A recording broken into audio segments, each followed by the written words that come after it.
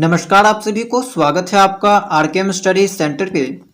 इस वीडियो में हम बात करेंगे झारखंड पीएड एंट्रेंस एग्जाम के लिए 2023 में जो सवाल पूछा गया था उसको यहाँ पे हम डिटेल में डिस्कशन करने वाले हैं। तो अगर आप झारखंड पीएड एंट्रेंस एग्जाम की तैयारी कर रहे हैं तो यह वीडियो आपके लिए काफ़ी हेल्पफुल रहने वाला है, क्योंकि यहीं से आपको पता चलेगा कि एग्जाम में सवाल कैसा और किस लेवल का पूछा जाता है। ठीक है, तो इसी कारण से इस वीडियो को लास्ट तक पूरा जरूर देखिएगा। तो चलिए हिंदी का पोर्शन देखते हैं कि कैसा सवाल पूछा गया था।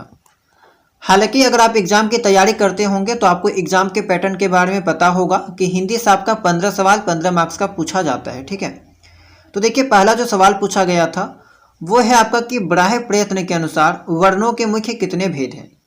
तो बराह प्रयत्न के अनुसार वर्णों के जो है वो दो भेद माने जाते हैं। आपने नाम सुना होगा घोष, जिसको हम लोग सघोष भी कहते हैं, और दूसरा होता है अघोष। ठीक है, तो ये आपका बराह प्रयत्न के अनुसार वर्णों के दो मुख्य भागों में बांटा जाता है।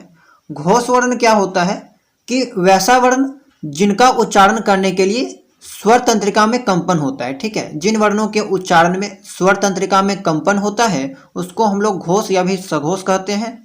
एंड जिन वर्णों के उच्चारण में स्वर तंत्रिका में कंपन नहीं होता है उसको हम लोग अघोष कहते हैं। ये आपको एग्जाम के लिए काफ़ी इंपॉर्टेंट होता है। अक्सर यहाँ से 1 से 2 सवाल देखने को मिल जाता है। ठीक है, देखिए घोष वर्ण में आपका प्रत्येक जो वर्ग है उसका तृतीय, चतुर्थ और पंचम जो अक्षर आते हैं वे सब आते हैं। जैसे आप क ख देखते हैं, क ख ग घ अंगा, तो यहाँ पे जो तीसरा है, तीसरा चौथा पांचवा, ये सब आपका घोष में आ जाता है। पहला दूसरा जो है आपका अघोष में आ जाता है। ठीक है, एंड ऐसा ही आपका नीचे भी चलता रहेगा कि च छ आपका आ जाएगा अघोष में और बाकी जो 3 बच जाएगा वो आ जाएगा सघोष में। उसके अलावा अगर बात करें ट ठ ये सब आ जाएगा अघोष में और लास्ट का जो 3 आ जाता है वो आपका आ जाता है सघोष में। ठीक है, हालांकि इसके बारे में मैं आपको जब इसका क्लास लूंगा तो डिटेल में बता दूंगा। ठीक है, क्योंकि यहाँ से अक्सर सवाल पूछे जाते हैं। तो फिलहाल आप याद रखिए कि बराह प्रयत्न के अनुसार दो वर्णों को दो मुख्य भागों में बांटा जाता है, सघोष और अघोष। ठीक है, ये आपका सही हो जाएगा। दूसरा है हिंदी में कुल कितने सर्वनाम हैं। ये सभी को पता होगा कि हिंदी में कुल 11 सर्वनाम होते हैं। ठीक है, मैं हो गया, तू हो गया, आप, इसके अलावा यह हो गया, वह हो गया, जो, सो, कोई, कुछ, उसके बाद कौन और क्या। तो इस तरह जो है आपका 11 जो है वो सर्वनाम होते हैं। ये आपका सही हो जाएगा। अगला है विशेष्य के साथ विशेषण का प्रयोग कितने प्रकार से होता है। तो विशेष्य के साथ विशेषण का प्रयोग 2 प्रकार से होता है। बहुत ही आसान सवाल पूछा गया था। देखिए इस सवाल को समझने के लिए आपको सबसे पहले समझना होगा कि विशेषण किसको कहते हैं। तो संज्ञा और सर्वनाम की विशेषता बताने वाले शब्द को विशेषण कहते हैं, एंड जिसकी विशेषता बताई जाए उसे विशेष्य कहते हैं। जैसे कि एग्जाम्पल से समझिए कि राम अच्छा है, तो यहाँ पे अच्छा जो शब्द है वो आपका विशेषण है। बहुत बेसिक सा बात है। अच्छा जो है वो आपका राम की विशेषता बता रहा है, तो ये आपका हो जाएगा विशेषण। लेकिन जिसकी विशेषता बताई जाए उसे विशेष्य कहते हैं, यानी कि राम यहाँ पे हो जाएगा विशेष्य। ठीक है, लेकिन यहाँ पे पूछा क्या गया है कि विशेष्य के साथ विशेषण का प्रयोग कितने प्रकार से होता है। तो 2 प्रकार से होता है। एक है आपका विशेष्य विशेषण, विशेष्य विशेषण, और दूसरा होता है आपका विधेय विशेषण। ठीक है, विधेय विशेषण। तो ये 2 प्रकार से देखने को मिलता है। ठीक है, आगे है आपका क ख च छ ट ठ। ये सब आप ध्यान से अगर देखिएगा तो प्रत्येक वर्ग का आपका पहला और दूसरा यहाँ पे अक्षर जो है वो देखने को मिल रहा है। ठीक है, ट ठ त थ प फ, तो केवल पहला और दूसरा। और कुछ देर पहले मैंने आपको बताया था कि पहला और दूसरा आपको जो है वो अघोष में देखने को मिलता है। तो अघोष यहाँ पे आपका सही हो जाएगा। 5वां सवाल है आपका कि मूल स्वरों के मेल से बने हुए स्वर डैश स्वर कहलाते हैं। तो मूल स्वरों के मेल से बने हुए स्वर जो है आपका संधि स्वर कहलाते हैं। ठीक है, उत्पत्ति के आधार पर स्वरों के 2 भाग होते हैं, मूल स्वर और संधि स्वर। मूल स्वर आपका स्वतंत्र होता है, लेकिन जो संधि स्वर होता है वो आपका मूल स्वर की सहायता से बनता है। ठीक है, अगला है आपका यदि मुंह से पूरा श्वास निकाला जाए तो शुद्ध डैश ध्वनि निकलती है।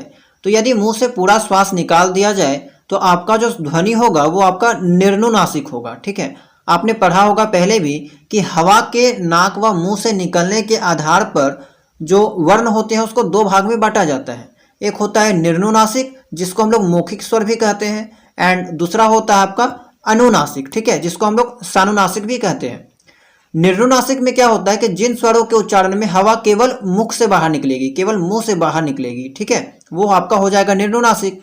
एंड अनुनासिक में क्या होता है कि जिन स्वरों के उच्चारण में हवा मुंह के साथ साथ नाक से भी बाहर निकलेगी। ठीक है, तो इसमें क्या होगा कि हवा जो है मुख के साथ साथ नाक से भी बाहर निकलेगी और इसके उच्चारण में केवल और केवल जो है हवा मुंह से बाहर निकलेगी। ओके, तो इसको आप याद रखिएगा। अगला सवाल है आपका, हिंदी भाषा में व्यंजनात्मक संज्ञाएं नहीं है। डैश भाषा की अधिकांश व्यंजनात्मक संज्ञाएं हिंदी में अकरांत पुल्लिंग हो जाती है।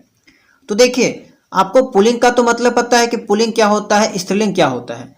अकरांत का मतलब ये होता है कि जिस शब्द के अंत जो है वो आ से हो, जिस शब्द का अंत आ से हो उसको अकरांत कहते हैं। जैसे कि बालक, बालक का अंत जो है वो आपका अ से हो रहा है, यानी कि क में आपका छिपा हुआ है क हलंत प्लस अ, तो अ से हो रहा है, तो ये आपका अकरांत है। एंड ये आपका पुल्लिंग भी है, तो ये आपका एक अकरांत पुल्लिंग शब्द हो गया। तो यहाँ पे हिंदी में जो है वो देखा जाता है कि व्यंजनात्मक जो संज्ञाएं होती है वो सब नहीं होती है, तो ये आपका संस्कृत से उठाया जाता है। ठीक है, या फिर अन्य भाषाओं से जो है वो ज़्यादातर उठा देखने को यहाँ पे जो है वो मिलता है। तो संस्कृत भाषा की अधिकांश व्यंजनात्मक संज्ञाएं जो है वो हिंदी में आकर अकरांत पुल्लिंग हो जाती है, ये आपका सही हो जाएगा। अगला सवाल है आपका, का के की विभक्तियां डैश कारक के अंतर्गत आते हैं। तो आपने 7वीं 8वीं क्लास में अध्ययन किया होगा कारक की विभक्ति चिन्ह। ठीक है, कि कर्ता ने कर्म को करण से संप्रदान के लिए अपदान से संबंध का के की अधिकरण में पर और समूहधन है अरे। तो ये सब चीज़ों के बारे में आपने पहले भी सुना होगा। तो यहाँ पे जो का के की विभक्ति चिन्ह है वो आपका संबंध कारक के अंतर्गत जो है वो देखने को मिलता है। अगला सवाल है आपका, डैश वाच्य क्रिया बहुधा असक्तता के अर्थ में आती है, जैसे वहां कैसे बैठा जाएगा और लड़के से नहीं चला जाता है। तो यहाँ पे देखिए क्रिया, क्रिया को यहाँ पे जो है वो प्रधान माना गया है। ठीक है, तो आपको पता होगा कि वाच्य को 3 भागों में बांटा जाता है, कर्मवाच्य, कर्तवाच्य और भाववाच्य। कर्मवाच्य में कर्म की प्रधानता देखने को मिलती है, कर्तवाच्य में कर्ता की प्रधानता देखने को मिलती है, लेकिन भाववाच्य में आपका भाव की प्रधानता या फिर क्रिया की प्रधानता देखने को मिलेगी। ठीक है, एंड यहाँ पे भी लिख के दिया हुआ है कि क्रिया की यहाँ पे जो प्रधानता देखने को मिलेगी, तो आपका भाववाच्य सही हो जाएगा। जिससे कि होता है कि मुझसे चला नहीं जाता। ठीक है, तो चला नहीं जाता, बैठा जाएगा, तो यहाँ पे क्रिया की प्रधानता देखने को मिल रही है, तो आपका ये सही हो जाएगा। अगला है विसर्ग डैश वर्ण है। तो विसर्ग आपका कंठे वर्ण है, यानी कि इसका उच्चारण कंठ से होता है। नेक्स्ट है आपका, शब्दों के उच्चारण में अक्षरों पर जो धक्का लगता है उसे कहते हैं स्वराघात। उसको हम लोग क्या कहेंगे, स्वराघात। इसी का दूसरा नाम होता है बलाघात। ठीक है, या कहेंगे आघात। कुछ शब्दों के उच्चारण में क्या होता है, जोर लगता है, जैसे कि आप कह सकते हैं निशुल्क। तो यहाँ पे नी पे जो है वो जो यहाँ पे बहुत ज्यादा धक्का लग रहा है। ठीक है, जोर लग रहा है, तो यहाँ पे हम लोग क्या कहेंगे कि यहाँ पे जो है वो स्वराघात है। चलिए अगला सवाल देखते हैं।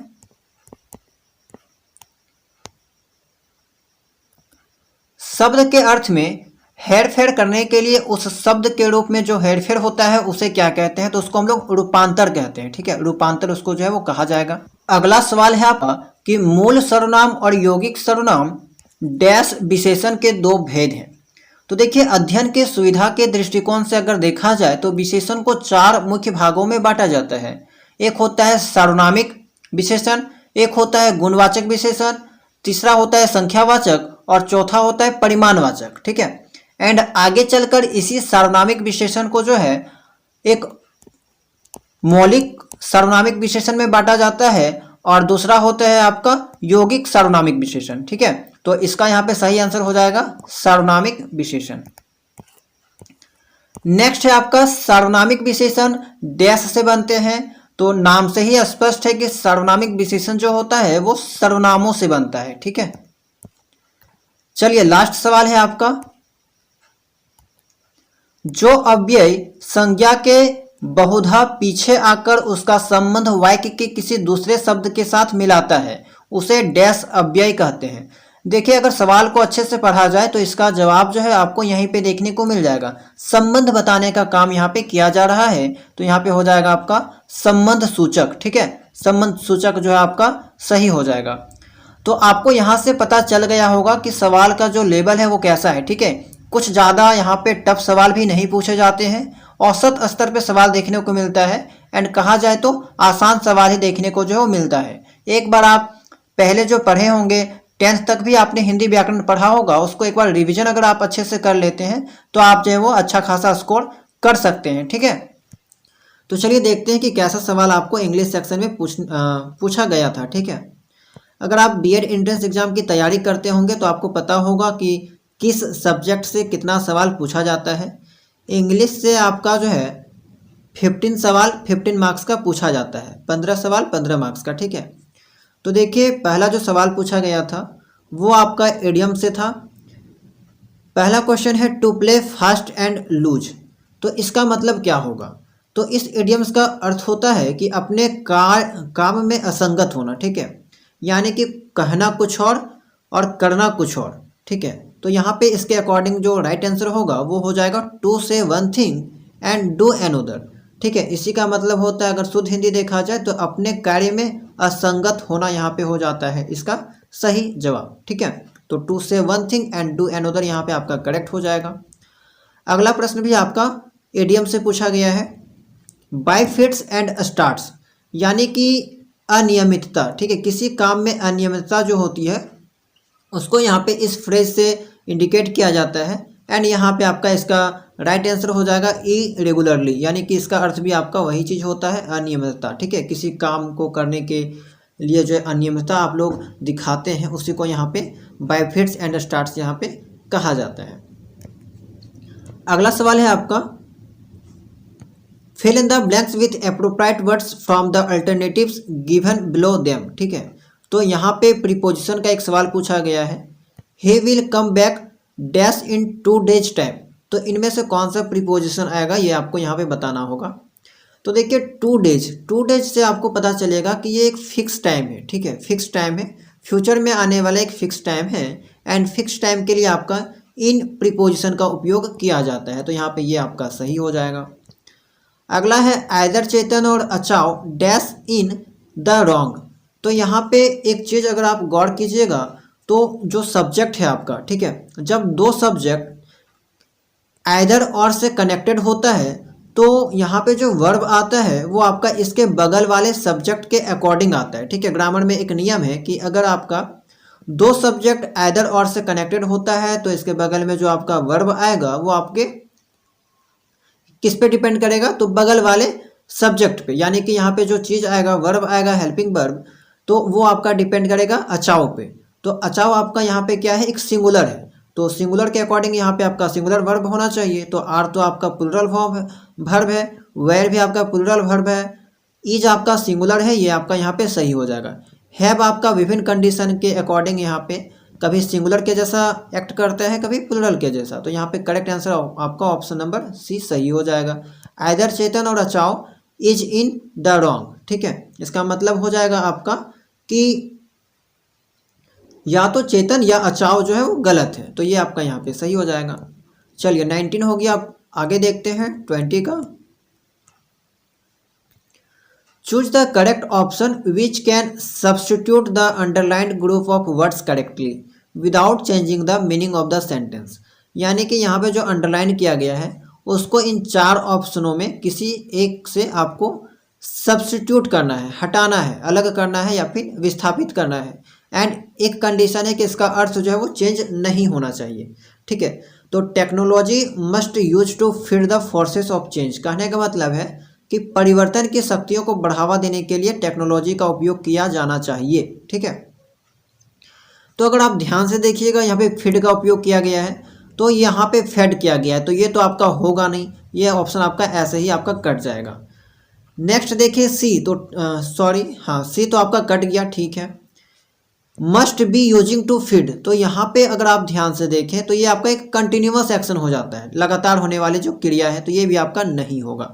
तो होना क्या चाहिए आपका यहाँ पे must be use to feed, ये आपका करेक्ट हो जाएगा। Technology must be use to feed forces of change, इसको अगर आप यहाँ पे लगाते हैं तो इसका अर्थ जो है वो कोई परिवर्तन यहाँ पे देखने को नहीं मिलेगा, तो ए वाला आपका सही हो जाएगा।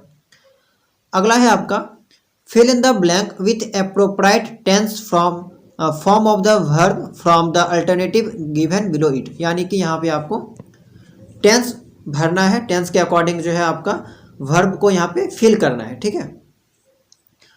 तो I dash the book when you come next, तो इसका अगर अर्थ समझा जाए तो होगा कि मैं किताब तब पढ़ूंगा जब तुम अगली बार आओगे। तो यहाँ पे आप ध्यान से अगर देखिएगा तो फ्यूचर टेंस की बात कही गई है, ठीक है, यानी कि यह सेंटेंस फ्यूचर में होने वाली घटना से पहली पूरी की जाने वाली वर्ब को इंडिकेट कर रही है, ठीक है, यानी कि फ्यूचर में जो घटना होगी उससे पहले की जाने वाली वर्ब को यहाँ पे जो है वो इंडिकेट कर रही है। तो रीड तो आपका नहीं होना चाहिए क्योंकि रीड आपका सिंपल प्रेजेंट टेंस है, यहाँ पे जो वर्ब आएगा वो आपका फ्यूचर के अकॉर्डिंग ही आना चाहिए, ठीक है। सेल हैव रीड आपका फ्यूचर का है, ये आपका सही हो सकता है। हैव रीड आपका नहीं होगा क्योंकि ये आपका प्रेजेंट परफेक्ट टेंस है। वाज रीडिंग भी नहीं होना चाहिए क्योंकि आपका पास्ट कंटिन्यूअस टेंस है, तो आपका सेल हैव रीड बिल्कुल सही हो जाएगा। अगला सवाल है आपका कि choose the synonym for the given words from the alternative given below them, यानी कि यहाँ पे जो वर्ड दे रखा है उसका आपको सिनोनिम बताना। सिनोनिम का मतलब होता है पर्यायवाची शब्द, जिस तरह आपने हिंदी में पढ़ा होगा पर्यायवाची शब्द जिसका अर्थ है समान अर्थ, ठीक है, तो वही चीज़ आपको पता लगाना है। तो आप इस चीज़ का पता तभी लगा सकते हैं जब आपको इस वर्ड मीनिंग का अर्थ जो है वो पता होना चाहिए, इस वर्ड का मीनिंग पता होना चाहिए, ठीक है। तो इसका अर्थ होता है एलिविएट का अर्थ होता है कम करना, ठीक है, कम करना यानी कि रिड्यूज करना।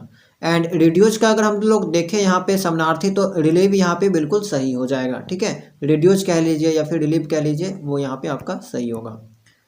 नेक्स्ट भी जो प्रश्न है वो आपका देख सकते हैं 22 एंड 23 आपका सिनोनिम का प्रश्न है। आगे देखते हैं 23 में क्या पूछा गया है। कन्फाउंड, ठीक है, कन्फाउंड आपका पूछा गया है। कन्फाउंड का अर्थ होता है एक तरह से देखा जाए तो कन्फाउंड को यहाँ पे हम कह सकते हैं उलझाना, ठीक है, उलझाना के अर्थ में इसका उपयोग किया जाता है। एंड अगर इसका हम लोग सिनोनिम्स के बारे में बात करते हैं तो इंटेंगल कह सकते हैं। इसके अलावा हम कह सकते हैं कॉम्प्लिकेट करना यानी कि जटिल करना, उलझाना। एंड लेकिन ये सब तो आपको ऑप्शन में दे नहीं रखा है, परप्लेक्स दे रखा है। परप्लेक्स का मतलब भी सेम होता है आपका उलझाना, ठीक है, जटिल करना, उलझाना, तो ये आपका यहाँ पे सही हो जाएगा। नेक्स्ट है आपका 24 एंड 25 आपको देना है वन वर्ड सब्स्टिट्यूट, यानी कि अनेक शब्दों के लिए एक शब्द, हिंदी में भी आता है ये टॉपिक। तो इसी संदर्भ में आपको जवाब देना है that which can not be altered और रिकॉल्ड, यानी कि जिसे बदला या वापस नहीं किया जा सकता उसको हम लोग यहाँ पे क्या कहेंगे, तो अपरिवर्तनीय। जिसको हम लोग नहीं बदल सकते हैं उसको क्या कहा जाता है, अपरिवर्तनीय, जिसको चेंज नहीं किया जा सकता। तो यहाँ पे हो जाएगा इरिवोकेबल, ये आपका सही हो जाएगा ऑप्शन नंबर सी, इसका मतलब भी वही होता है अपरिवर्तनीय। A person who draws maps and charts, यानी कि वह व्यक्ति जो नक्शे और चार्ट बनाता है तो उसको हम लोग मानचित्रकार कह सकते हैं। एंड मानचित्रकार का इंग्लिश जो है वो आपका कार्टोग्राफर होता है। पेंटर का अर्थ आपको पता है, आर्टिसन का मतलब पता होता है, ठीक है, तो कार्टोग्राफ आपका यहाँ पे बिल्कुल सही हो जाएगा, मानचित्रकार को यहाँ पे कार्टोग्राफ कहते हैं। 26 एंड 27 आप देख सकते हैं एंटोनिम है। देखिए अगर आप इंग्लिश का सवाल देखेंगे तो उतना भी टफ जो है वो इंग्लिश का सवाल नहीं पूछा जाता है। आपने देखा कि 2 क्वेश्चन आपका फ्रेज से था, फिर 2 क्वेश्चन आपका सिनोनिम से था, फिर 2 क्वेश्चन आपका यहाँ पे वन वर्ड सब्स्टिट्यूशन से था, फिर आपका 2 क्वेश्चन यहाँ पे एंटोनिम से देखने को मिला, ठीक है। तो इसी तरह से टोटल 15 क्वेश्चन देखने को मिलता है। एंड ज़्यादा टॉपिक भी आपको यहाँ पे नहीं पढ़ना है, लगभग 5 से 6 टॉपिक ही आपको यहाँ पे पढ़ने को होता है, ठीक है। आगे आपको एंटोनिम बताना है। बाइस्ड का मतलब क्या होता है, तो बाइस्ड का मतलब पक्षपातपूर्ण होता है, पक्षपात करना। तो वन साइडेड तो आपका यहाँ पे इसका समानार्थी हो जाएगा, अनजस्ट भी आपका समानार्थी हो जाएगा, स्लैंटेड भी आपका समानार्थी हो जाएगा। तो यहाँ पे इसका समानार्थी तो पूछा नहीं है, एंटोनिम्स पूछा है यानी कि अपोजिट पूछा है, तो ऑब्जेक्टिव आपका यहाँ पे सही हो जाएगा, ठीक है। यानी कि इसका मतलब हो जाता है न्यूट्रल या फिर फेयर, ठीक है, यानी कि किसी से पक्षपात ना करना। तो ये आपका ठीक है 26 का। 27 देखते हैं। फिगरेटिव, यानी कि फिगरेटिव का मतलब होता है अलंकारिक, है ना। या फिर जैसे आप लोग कहते हैं कि कोई एक, देखिए दो चीज़ होता है, एक होता है विख्यात, एक होता है कुख्यात। तो कुख्यात के संदर्भ में ही आपका फिगरेटिव का भी उपयोग किया जाता है। तो अगर फिगरेटिव का बात करें तो यहाँ पे देखिए ये जो नोटोरियस दे रखा है ये आपका तो इसका सिनोनिम्स हो गया, समानार्थी हो गया, तो ये आपका नहीं होगा, ठीक है। मलाइन भी आपका यहाँ पे इसका समानार्थी हो गया, इंसिपिड भी आपका इसका समानार्थी हो गया, लेकिन पूछा है एंटोनिम, तो आपका लिटरल यहाँ पे जो है वो आपका सही हो जाएगा, ठीक है। लिटरल, लिटरल का मतलब होता है शाब्दिक, मलाइन का मतलब होता है बदनाम करना, इंसिपिड का मतलब होता है नीरस। तो ये सब जो है वो एक तरह से फिगरेटिव से कनेक्टेड है ना, उसका सिनोनिम है। अगला है आपका fill in the blank with appropriate question tag from the alternatives given below it. The team have played the match. तो यहाँ पे आपको क्या करना है, क्वेश्चन टैग बनाना है, क्वेश्चन टैग, ठीक है। क्वेश्चन टैग फिल करना है, तो द टीम हैव का यूज किया गया है, तो आपका डायरेक्ट हो जाएगा हैवेंट दे, ठीक है। हैवेंट दे आपका यहाँ पे बिल्कुल सही हो जाएगा। आगे देखें 29 है आपका एंड 30 आपका सेम टाइप का है, फ्रेजल वर्ब्स वाला क्वेश्चन है। How much cloth does this factory dash in a day, यानी कि यहाँ पे अगर हम बात करें तो इसका मतलब ये ही होगा कि एक दिन में जो है फैक्ट्री कितना क्लॉथ यहाँ पे बनाती है। तो इस संदर्भ में आपका यहाँ पे कौन सा फ्रेज का उपयोग किया जाएगा। तो देखिए यहाँ पे आपका सभी फ्रेज का मतलब आपको पता होना चाहिए, तभी आप यहाँ पे इसको अच्छे से फिल कर सकते हैं। तो टर्न ऑफ का मतलब क्या होता है कि किसी मशीन को या फिर किसी डिवाइस को बंद करना, ठीक है। तो टर्न ऑफ वहाँ पे यूज किया जाएगा। टर्न अप का क्या मतलब होता है कि आवाज़ में बढ़ना, यानी कि किसी आवाज़ को बढ़ाना कह सकते हैं, ठीक है, टर्न ऑफ करना। टर्न आउट, टर्न आउट का मतलब होता है किसी चीज़ की बड़ी मात्रा में उत्पादन करना। आपने ये वर्ड पहले भी कई बार सुना होगा किसी फैक्ट्री से रिलेटेड, किसी कंपनी से रिलेटेड, कि उस कंपनी का जो टर्न आउट है वो इतना है, ठीक है। अगर कोई कंपनी कोई सामान बना रहा है तो उस कंपनी का जो टर्न आउट है इतना है, दिस दैट, इस टाइप का आपने सेंटेंस पहले सुना होगा। तो यहाँ पे आपका टर्न आउट बिल्कुल सही हो जाएगा। टर्न ऑन किसी डिवाइस या मशीन को चालू करना, ये आपका टर्न ऑन हो जाएगा। तो आपका सुटेबल, आपका टर्न आउट बिल्कुल सही है यहाँ पे। लास्ट सवाल है आपका कि the boy dash the ball, run after, run down, run out and run up. तो यहाँ पे कौन सा फ्रेजल वर्ब आएगा ये आपको बताना है। तो सबका अर्थ आपको पता होना चाहिए कि रन आफ्टर किसी चीज़ के पीछे भागना, तो हम लोग जनरली बॉल के पीछे भागा करते हैं, ठीक है। तो the boy run after the ball, ये आपका बिल्कुल सही हो जाएगा। रन डाउन का मतलब क्या होता है, किसी चीज़ की आलोचना करना, ठीक है, क्रिटिसाइज करना, आलोचना करना। रन आउट का मतलब होता है किसी चीज़ को खत्म करना, जैसे आप लोग क्रिकेट वगैरह में देखते हैं कि रन आउट हो गया। रन अप का मतलब होता है कुछ जमा करना, जैसे बिल वगैरह, ठीक है, या फिर ऊपर की ओर बढ़ना, तो इसका अर्थ हो जाएगा। तो यहाँ पे सुटेबल देखा जाए तो the boy run after the ball, ठीक है। तो देखिए आपने यहाँ पे 15 प्रश्न देखे, यही 15 प्रश्न आपका जो है वो 2023 के बीएड एंट्रेंस एग्जाम में पूछा गया था। टॉपिक आपको यहाँ से पता चल गया होगा कि किस किस टॉपिक से ज़्यादातर जो है प्रश्न देखने को मिला, ठीक है। एक बार मैं आपको रिकॉल करवा देता हूँ कि देखिए यहाँ पे 2 प्रश्न तो आपका एंटोनिम से देखने को मिला, 2 प्रश्न आपका सिनोनिम से देखने को मिला, 2 प्रश्न आपका वन वर्ड सब्स्टिट्यूशन से देखने को मिला। इसके अलावा यहाँ पे आप लास्ट में 29 और 30 वाला प्रश्न देखें, 2 प्रश्न आपका फ्रेजल वर्ब से देखने को मिला। फिर फर्स्ट में भी आपका 2 प्रश्न देखने को मिला था एडियम से, ठीक है। तो इसी तरह से लगभग ये जो इंपॉर्टेंट टॉपिक है, antonyms, synonyms, one word substitutions, phrasal verbs, इसके अलावा एडियम्स एंड टेंस से भी आपको 2 क्वेश्चन देखने को मिला, ठीक है। तो यही 5 से 6 टॉपिक्स जो है वो आपका इंपॉर्टेंट है। एक क्वेश्चन टैग का भी प्रश्न था आपका, ठीक है।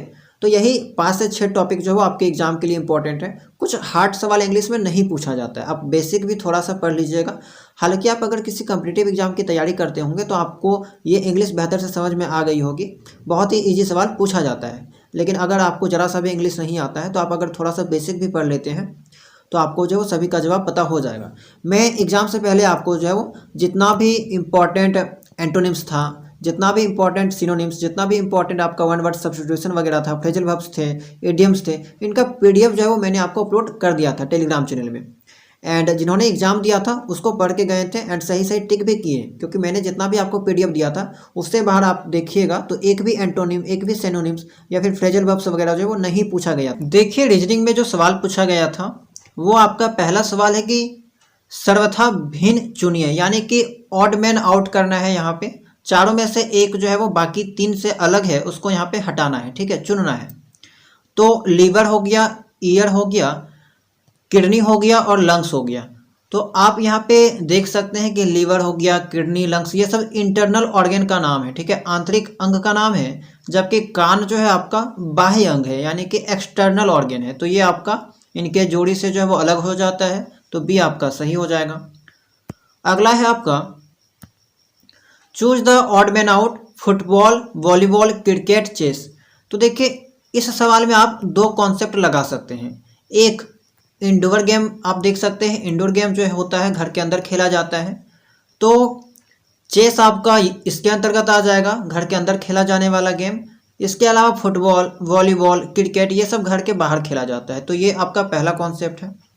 दूसरा आप लगा सकते हैं कि फुटबॉल, वॉलीबॉल, क्रिकेट ये सब आपका फिजिकल गेम है, यानी कि ये सब खेलने के लिए आपको शारीरिक गतिविधि करना होता है। लेकिन चेस खेलने के लिए आपको मानसिक गतिविधि करना होता है, यानी कि ये एक मेंटल गेम है। तो दोनों कॉन्सेप्ट के अकॉर्डिंग यहाँ पे जो आउट हो रहा है वो आपका चेस है। तो चेस आपका करेक्ट हो जाएगा। आगे है आपका choose the odd man out, pear, apple, orange and guava. तो चारों में से कौन अलग है? नाशपाती, सेब, संतरा और अमरूद। तो यहाँ पे आपका अगर ध्यान दीजिएगा संतरा जो है वो अलग हो जाता है, ठीक है। नाशपाती, सेब और अमरूद ये सब का आकार जो है वो लगभग एक जैसा है। एंड सबके ऊपर में जो बीच में आप देखे होंगे डंठल टाइप का पाया जाता है, ठीक है। डंठल यहाँ पे आप देखते हैं तो डंठल टाइप का जो है पाया जाता है। लेकिन संतरा में ऐसा देखने को नहीं मिलता है। नाशपाती में भी मिल जाएगा, सेब में भी, अमरूद में भी, लेकिन संतरा में जो है ऐसा चीज़ें देखने को नहीं मिलती है। एंड बाकी तीनों के आकार से जो है इसका आकार थोड़ा सा भिन्न होता है, ठीक है। तो ये आपका यहाँ पे सही हो जाएगा। अगला प्रश्न है आपका कि if the digit in the number 8911,743 are arranged in the ascending order from left to right, then what will the difference of the digit which are second from the right and fifth from the left in new arrangement. तो देखिए सबसे पहले पूछा ये गया है कि एक नंबर दिया है एंड इसको आपको left to right ascending order में अरेंज करना है। अरेंज करने के बाद आपको डिफरेंस बताना है किसके बीच में, तो राइट से सेकंड वाला नंबर एंड लेफ्ट से पांचवा वाला नंबर के बीच में जो है वो अंतर बताना है। तो सबसे पहले हम इसको अरेंज कर लेते हैं असेंडिंग ऑर्डर में लेफ्ट से राइट, ठीक है। तो देखिए 1 सबसे पहले आ जाएगा, फिर 3 आ जाएगा, फिर आपका 4 आ जाएगा, फिर 1 आ जाएगा, उसके बाद 7, 8, 9। इस नंबर को आप ध्यान से देखिएगा, इसको मैंने असेंडिंग ऑर्डर में अरेंज कर दिया, ठीक है, छोटा से बड़ा के फॉर्म में अरेंज कर दिया। अब यहाँ पे पूछ दिया है कि सेकेंड फ्रॉम राइट, तो राइट से सेकेंड आपका 8 हो जाएगा, ठीक है। And fifth from left, left से फिफ्थ, तो आपका फिफ्थ आपका ये 7 हो जाएगा। अब ये दोनों में अंतर, तो दोनों में 1 का अंतर है, तो आपका 1 सही हो जाएगा, ठीक है। अगर नहीं समझ में आया है तो फिर से एक बार समझ लीजिए कि इस नंबर को सबसे पहले मैंने अरेंज कर दिया है असेंडिंग ऑर्डर में। उसके बाद यहाँ पे पूछा गया था कि राइट से आपका सेकंड नंबर एवं लेफ्ट से आपका पांचवा नंबर जो कि 7 आ रहा था, और राइट से आपका सेकंड नंबर 8वां आ रहा था, तो दोनों के बीच आपका अंतर 1 का है, तो आपका 1 सही हो जाएगा। क्वेश्चन नंबर 34 के जैसा ही आपका 35 है, सेम क्वेश्चन है आपका, ठीक है, बस डाटा अलग अलग दे रखा है। देखिए यहाँ पे वही पूछ दिया है कि इसको इस नंबर को सबसे पहले अरेंज करना है, लेकिन इस बार आपका दे दिया है डिसेंडिंग ऑर्डर में अरेंज करना है, ठीक है। उसके बाद यहाँ पे डिफरेंस ना पूछ के प्रोडक्ट पूछ दिया, यानी कि गुना, आपको गुना करना है किस नंबर का, तो लेफ्ट से तीसरा नंबर का एंड राइट से चौथा नंबर का। तो सबसे पहले हम इसको डिसेंडिंग ऑर्डर में अरेंज कर लेते हैं। तो इसका अरेंजमेंट कुछ ऐसा होगा कि 8, 7, 6, 6, 4, 4, 2, 1। तो ये आपका अरेंजमेंट इसका जो है बन गया 8, 7, 6, 6, 4, 4, 2, 1, ठीक है। अब क्या करना है कि थर्ड फ्रॉम लेफ्ट, लेफ्ट से थर्ड, तो थर्ड आपका हो गया लेफ्ट से ये 6 हो गया, and fourth from right, right से फोर्थ, तो फोर्थ आपका ये हो गया 4, ठीक है। इधर से आपका राइट से आपका 4 ये हो गया एंड लेफ्ट से आपका 6 हो गया। तो दोनों का प्रोडक्ट पूछ दिया, यानी कि 6 एंड 4 का प्रोडक्ट आपका 24 हो जाएगा, ये आपका सही हो जाएगा, ठीक है। अगला सवाल है आपका कि if each of the consonant in the word applicant is change to next letter in English alphabet, यानी कि ये जो वर्ड एप्लीकेंट दे रखा है इसमें जितना भी कॉन्सोनेंट है उसको हम लोग उसके अगला इंग्लिश अल्फ़ाबेट में बदल देंगे। उसके बाद each vowel is change to next consonant. उसके अलावा जितना भी वॉवेल दे रखा है उसको हम लोग अगला कॉन्सोनेंट में बदल देंगे। And then the letters in the word so formed are arranged in the alphabetical order. बदलने के बाद हम यहाँ पे जो वर्ड बनेगा उसको हम लोगों को क्या करना है कि अल्फ़ाबेटिकल ऑर्डर में बदल देना है, लेफ्ट से राइट में।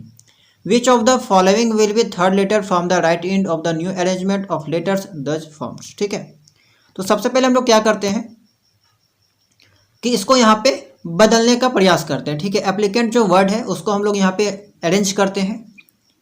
देखिए यहाँ पे बोला ए, तो ए आपका वॉवेल है एंड वॉवेल को किस में बदलने बोला था, नेक्स्ट कॉन्सोनेंट में। ठीक है, तो यहाँ पे आपका ए के जगह पे बी आ जाएगा। ठीक है, उसके बाद पी के जगह पे क्या आएगा, पी चूंकि कॉन्सोनेंट है एंड उसका अगला कॉन्सोनेंट आपका क्यू हो जाएगा। फिर पी है तो फिर क्यू हो जाएगा। एल है तो एल के जगह एम हो जाएगा। आई है तो आई के जगह जे हो जाएगा। सी है तो सी के जगह डी हो जाएगा। ठीक है, कॉन्सोनेंट तो अगला कॉन्सोनेंट। एंड आपका डी के बाद क्या है, सी के बाद जगह डी हो गया। ए के जगह तो ए के जगह आपका बी हो जाएगा। ठीक है, एंड आगे आपका एन है तो एन के जगह ओ हो जाएगा, नीचे हम लिख देते हैं। एंड टी के जगह आपका जो है वो यू हो जाएगा। तो ये आपका, इसको हम लोग ने सबसे पहले जैसा बोला था वैसा अरेंज कर दिया। अब आगे बोला कि इसको अल्फ़ाबेटिकल ऑर्डर में अरेंज करना है, तो फिर आपको एक बार और इसको अरेंज करना होगा अल्फ़ाबेटिकल ऑर्डर में। तो देखिए 2B आया था, तो 2B को सबसे पहले लिख देते हैं, है ना। उसके बाद डी है, जे है, एम, ओ, क्यू और यू। ठीक है, ये हम लोगों ने कर लिया। इसके बाद अब सवाल पूछा था कि which of the following will be third letter from the right end. Right से थर्ड, तो आप देखिए राइट से आना होगा, तो आपको थर्ड में क्यू आ रहा है, तो क्यू आपका सही हो जाएगा। ठीक है, तो 2 स्टेप में आपका ये सवाल बनेगा।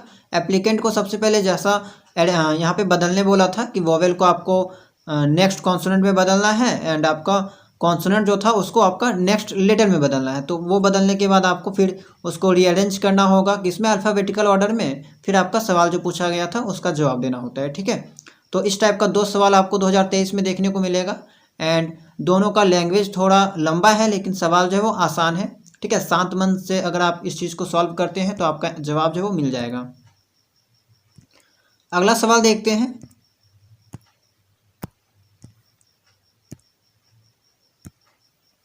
चलिए अगला सवाल देखते हैं। क्वेश्चन नंबर हो गया 37।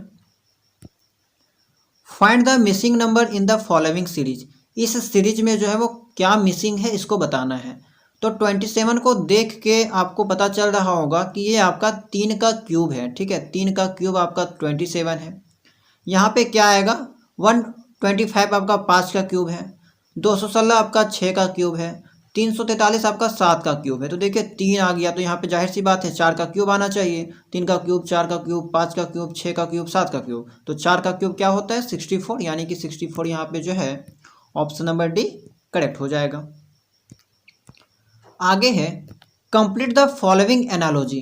तो मास किलोग्राम, देखिए मास जो है उसको हम लोग केजी में मापते हैं। ठीक, टेम्परेचर को हम लोग केल्विन में मापते हैं। तापमान मापने की जो इकाई होती है उसको केल्विन में मापा जाता है। ठीक है, साइंस वाले स्टूडेंट इस चीज़ को आसानी से समझ पा रहे होंगे। आगे है आपका, जिस तरह ब्रदर जो है वो सिस्टर से संबंध रखता है, ठीक है, रिलेटेड है, उसी तरह सन का हो जाएगा यहाँ पे डाउटर। ठीक है, ऑप्शन भी हटा सकते हैं। अंट से कोई मतलब नहीं है, अंकल से कोई मतलब नहीं है, ग्रैंड डाउटर से कोई मतलब नहीं है, यहाँ पे डाउटर जो है वो सही हो जाएगा। ठीक है, बहुत आसान सा सवाल था। अगला है आपका 40, find the odd man out. फिर यहाँ पे क्लासिफिकेशन का क्वेश्चन दे गया है। ठीक है, आपको एक ऑप्शन को हटाना है, ठीक है, जो बाकी से अलग है। तो केबेज हो गया, पोटैटो, कैरोट, रेडिश। तो देखिए आप ध्यान से अगर देखेंगे तो पोटैटो, रेडिश यानी कि मूली और कैरोट ये सब जड़ वाली फसल है। ठीक है, यानी कि रूट वेजिटेबल है। बाकी केबेज जो है आपका लीफी है, यानी कि पत्तेदार वेजिटेबल। ठीक है, इसमें पत्ता पाई जाती है। बाकी ये सब जो आपका जड़ वाला फसल हो जाएगा। जड़ वाला यहाँ पे जो है वो कह सकते हैं वेजिटेबल हो गया। ठीक है, आगे find the odd man out. Lion, cheetah, tiger, elephant. तो देखिए ये तीनों जो है वो एक ही ग्रुप का है। लायन हो गया, चीता हो गया, इसको बिग कैट भी कहा जाता है इन तीनों को, एंड एलिफेंट जो है वो इन सब से अलग है। ठीक है, इसके अलावा दूसरा कॉन्सेप्ट ये भी हो सकता है कि लायन, चीता, टाइगर ये सब आपका मांसाहारी है एंड एलिफेंट आपका शाकाहारी है। ठीक है, आगे है आपका find the odd man out, arithmetic, trigonometric, quantum mechanics, यहाँ पे मशीन, हाँ चलिए ठीक, कोई दिक्कत नहीं है, जियोमेट्री। ठीक है, तो देखिए अर्थमेटिक हो गया, ट्रिगोनमेट्री, जियोमेट्री, ये सब मैथमेटिकल ब्रांच का नाम है, मैथ्स के ब्रांच का नाम है, जबकि क्वांटम जो है वो फिजिक्स से रिलेटेड है, साइंस से रिलेटेड है, तो ये आपका अलग हो जाएगा। अगला सवाल है आपका सिंप्लीफिकेशन का। देखिए 43, 44 एवं 45, ये जो तीनों सवाल था आपका सिंप्लीफिकेशन का सवाल पूछा गया है, जो बोर्ड मास से आसानी से बनेगा, बोर्ड मास वाला रूप से। ठीक है, एंड आसान सा सवाल है, अगर आपका कैलकुलेशन ठीक है तो आप आसानी से इसको जो है वो जवाब दे सकते हैं। देखिए 15 को 6 से यहाँ पे गुना किया गया है, फिर डिवाइड का साइन है, 8 है, इंटू 4 + 2। ठीक है, तो बोर्ड मास में सबसे पहले डिवीजन आता है, तो डिवीजन वाला काम सबसे पहले हम लोग कर लेते हैं। ठीक है, तो कुछ ऐसे हम लोग सॉल्व करेंगे, सबका यहाँ पे अपना अपना टेक्निक है, तो आप अपने से सॉल्व कर सकते हैं। 6 डिवाइड को हम लोग क्या करते हैं, गुना के फॉर्म में बदल देते हैं, तो 1/8 हो जाएगा। गुना के फॉर्म में जब डिवाइड को बदला जाता है तो वो इन्वर्स हो जाता है। ठीक है, गुना 4 + 2। ठीक है, इतना सॉल्व करने के बाद आप देख सकते हैं कि यहाँ पे अब ये जो है आपका पूरा गुना में बदल गया है, यहाँ तक आपका जो है पूरा क्वेश्चन जो है वो गुना में बदल गया है। तो 4 को 8 से काट देते हैं, ठीक है, 2 हो जाएगा। 2 को 6 से काट देते हैं, 3 हो जाएगा। अब 15 को 3 से अगर गुना करते हैं तो 45, और इधर 2 बच गया था यानी कि 47, तो 47 आपका डी सही हो जाएगा। नेक्स्ट देखते हैं 44, 23 इंटू 2 है, तो देखिए यहाँ पे वही काम करेंगे, सबसे पहले डिवाइड वाला काम करते हैं। 2 को 2 से डिवाइड देंगे तो 1 हो जाएगा, एंड 23 को 1 से गुना करेंगे तो 23 ही होगा, यानी कि यहाँ तक का काम मेरा हो गया 23। अब -6 + 14, तो -6 और +14, तो यहाँ पे इन दोनों को सॉल्व करेंगे तो 14 में 6 जाएगा तो हो जाएगा 8, एंड उसके आगे चलेगा प्लस का साइन, तो 23 + 8 यहाँ पे आपका हो जाएगा 31। ठीक है, 31 यहाँ पे आपका सही हो जाएगा। अगला सवाल है आपका सिंप्लीफाई द फॉलोइंग एक्सप्रेशन, इसको सॉल्व करना है सेम बोर्ड मास के अकॉर्डिंग। तो देखिए 9 को 9 से भाग दिया गया है, तो 9 को 9 से भाग देंगे तो 1 हो जाएगा। उसके बाद इसको 9 से गुना करना है तो 9 हो जाएगा, तो 9 - 9 हो जाएगा 0। इतना का सॉल्यूशन मेरे पास 0 आया।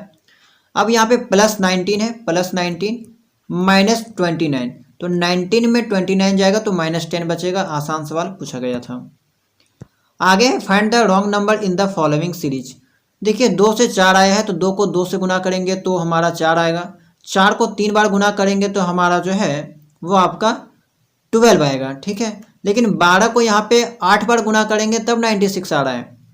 उसके बाद 96 को यहाँ पे फिर 8 बार गुना करेंगे तब जाके 768 आ रहा है। ठीक है, तो यहाँ पे एक पैटर्न हमको देखने को मिल गया कि 2 बार गुना 8 का किया जा रहा है, लेकिन पहला में क्या हुआ था कि हमने एक बार 2 से गुना किया, दूसरा बार 3 से गुना करना हमें पड़ा। ठीक है, लेकिन यहाँ पे होता है क्या कि यहाँ पे भी 2 से गुना करना पड़ता, तो हमारा जो नियम है वो टूट रहा है 12 की वजह से। 12 यहाँ पे जो है वो पैटर्न को ब्रेक कर दे रहा है, तो यहाँ पे आंसर हो जाएगा 12। आगे देखिएगा तो 8 के बाद आपका 768 को 10 बार गुना करेंगे तो ये होगा। इसके बाद हो सकता है अगला जो नंबर रहता है उसको भी 10 से करना होता। ठीक है, तो यहाँ पे 12 जो है पैटर्न को ब्रेक कर रहा है। ठीक है, एक अगला सवाल है आपका find the wrong number in the following series. तो देखिए अगर इस पैटर्न को आप समझिएगा तो आपको पता चलेगा कि 1 to 8, ठीक है, 1 to 8 है, तो यहाँ पे कुछ ऐसा किया गया होगा कि अगर हम लोग 1 का पावर 0 लेते हैं तो आपका यहाँ पे 1 का पावर 0 1 ही रहेगा। उसके बाद अगर 2 का पावर 1 लेते हैं तो 2 होगा। 3 का पावर यहाँ पे 2 लेते हैं तो यहाँ पे मेरा 9 होगा, एंड 4 का पावर अगर 3 लेते हैं तो 64 हो जाएगा, एंड 5 का पावर अगर 5 लेते हैं तो 625 हो जाएगा, एंड 6 का पावर अगर हम लोग यहाँ पे 4 हो जाएगा, 5 लेते हैं तो हमारा 776 हो जाएगा। तो एक पैटर्न देखने को मिला यहाँ पे कि 1 2 3 4 5 6 एंड इसके पावर में 0 1 2 3 4 5, ठीक है। तो ये पैटर्न यहाँ पे हमें जो है वो देखने को मिला, लेकिन सभी जो नंबर थे वो तो सही है, लेकिन यहाँ पे 8 जो है वो गलत दे रखा है। यहाँ पे आपका 9 होना चाहिए था, तो 9 यहाँ पे होना चाहिए था, दे रखा है 8, तो इसके कारण हमारा जो है वो पैटर्न यहाँ पे टूट गया। तो 8 यहाँ पे आपका सही हो जाएगा, ठीक है। 8 के कारण जो है वो यहाँ पे पैटर्न टूटता हुआ दिखाई दे रहा है। अगला सवाल है आपका, find the wrong number in the following series. देखिए अगर इस पैटर्न को आप समझिएगा तो 3 से 12 लिखा गया है, यानी कि 3 को 4 बार गुना करेंगे तो 12 हो जाएगा। फिर 12 से 16 यानी कि 4 प्लस करेंगे तो 16 हो जाएगा, गुना 4 प्लस 4। फिर 16 से 80 गए हैं तो 16 पचे 80 एंड 80 से 85 तो प्लस 5। तो एक पैटर्न हमें समझ में आया कि गुना 4 प्लस 4 फिर गुना 5 प्लस 5, ठीक है। यानी कि जिस संख्या से गुना किया गया है आगे चलकर उसी से प्लस किया गया है। ठीक आगे अगर 85 को यहाँ पे 6 से गुना करेंगे तो मेरा यहाँ पे 85 को अगर 6 से गुना करेंगे तो 510 आना चाहिए था, ठीक है। एंड फिर 510 में 6 जोड़ देते, चूँकि 6 से गुना किए तो हमारा 516 आ जाता। लेकिन यहाँ पे दे रखा है 504। 504 जो है वो इस नियम को ब्रेक कर रहा है, इस पैटर्न को ब्रेक कर रहा है, इसी कारण 504 जो है वो यहाँ पे सही हो जाएगा। चलिए अगला सवाल है आपका, find the missing letter in the following.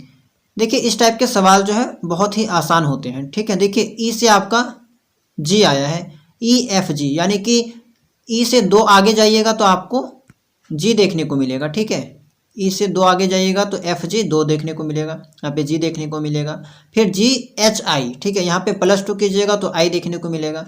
तो यहाँ पे जाहिर सी बात है आई जे के यानी कि के देखने को मिलेगा। फिर आई में भी +2 कीजिएगा तो के देखने को मिलेगा। एंड के से अगर ऑप्शन देखिएगा तो 2 ऑप्शन तो आपका ऐसे ही कट गया, ठीक है। अब दोनों ऑप्शन में के है, एल है, के है, एल है, तो हम लोग पहला दोनों तो सेम है तो तीसरा वाला चेक कर लेते हैं, एम। तो देखिए एफ से यहाँ पे एच गया है, एफ जी एच, यानी कि इसमें भी +2 किया गया है, बीच में जी को छोड़ा गया है तो एफ जी एच। एच से आई जे, जे से के एल, यानी कि एल आना चाहिए। तो देखिए यहाँ पे तो एम दे रखा है, ये भी गया, तो आपका डी वाला सही हो जाएगा। एंड लास्ट वाला देखिए सब में ए दे रखा है, ए, तो आपका इसमें भी ए होगा, डी वाला सही हो जाएगा, ठीक है। अगला सवाल है आपका, find the missing letter in the following series. देखिए सी से आप +2 कीजिएगा तो ई में जाइएगा, ई से +2 कीजिएगा तब जाके आप जी में पहुंचिएगा। तो जी में +2 कीजिएगा तब जाके आपको क्या मिलेगा कि जी एच आई, ठीक है, आई आपको मिलेगा। जी के बाद एच को छोड़ देना है आई, तो आई से ऑप्शन कौन सा स्टार्ट होता है तो सी और डी, 2 ऑप्शन तो ऐसे ही आपका चल गया। अब नेक्स्ट चेक करते हैं, एम से आपका ओ आया है, एम एन ओ, तो यहाँ पे भी आपका +2 किया गया है। ओ के बाद पी क्यू, यहाँ पे भी +2 किया गया है। क्यू के बाद यहाँ पे भी आपको +2 करना है, ठीक है। तो यहाँ पे आपका एस आ जाएगा, ठीक है। क्यू आर एस, आर को हटाना है, एस लिखना है, तो एस यानी आई एस यहाँ पे सही हो जाएगा, आई एस वाला। फिर लास्ट वाला आप चेक कर सकते हैं, सेम है, एम एम है, ओ है, ओ क्यू है, यू है, तो यहाँ पे भी एस एस आएगा, तो ये आपका सही हो जाएगा। यानी कि +2 का यहाँ पे सीरीज जो है वो चल रहा है। Find the odd man out, January, March, June, December, ठीक है।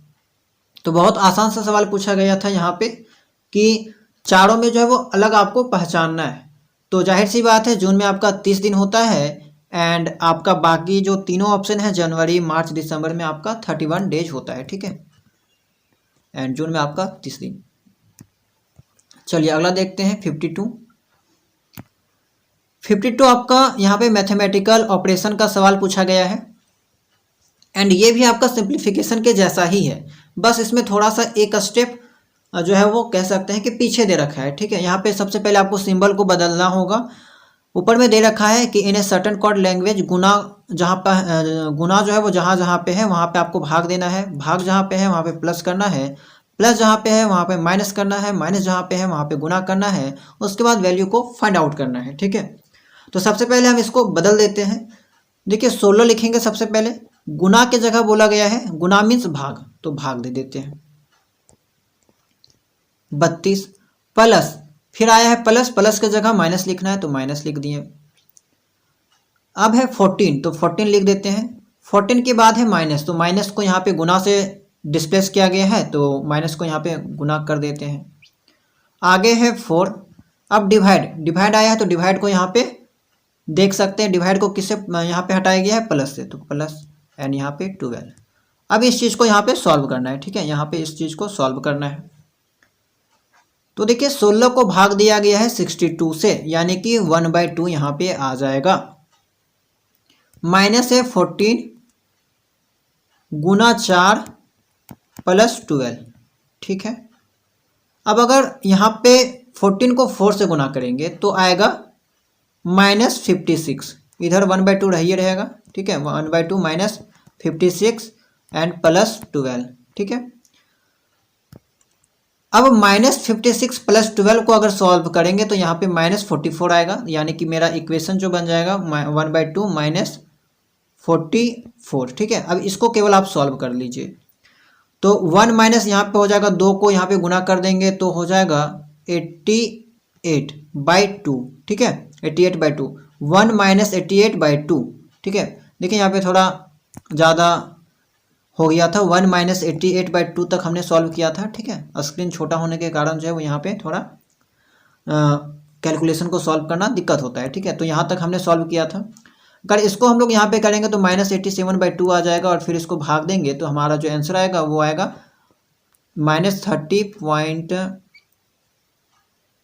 इसको अगर भाग देंगे तो यहाँ पे आना चाहिए मेरा -43.5, ये आपका आ जाएगा, ठीक है। -43.5 आपका यहाँ पे सही हो जाएगा। 53 है आपका, सेम टाइप का क्वेश्चन है। सबसे पहले इसको अरेंज कर लेते हैं। 15 है, गुना को यहाँ पे रिप्लेस किया गया है किससे, गुना मीन्स भाग से रिप्लेस किया गया है। फिर भाग दे देते हैं, ध्यान से देखिएगा। 45 है, प्लस है तो प्लस को यहाँ पे माइनस से रिप्लेस किया गया है। फिर आपका लास्ट में भाग को प्लस से एंड 30, तो ये हमारा जो है वो इक्वेशन बन गया, ठीक है। अब इसको सॉल्व करते हैं, तो 15/3 इस यहाँ पे आ जाएगा 5। फिर आपका यहाँ पे भाग का साइन था बीच में, तो भाग यहाँ पे हो जाएगा, एंड इस ब्रैकेट का काम अगर 45 में 35 जाएगा तो हो जाएगा 10, एंड लास्ट में आपका 30। फिर भाग वाला सिस्टम चलेगा, तो यहाँ पे 5 में 10 को भाग देंगे तो हो जाएगा 1/2, एंड यहाँ पे प्लस 30।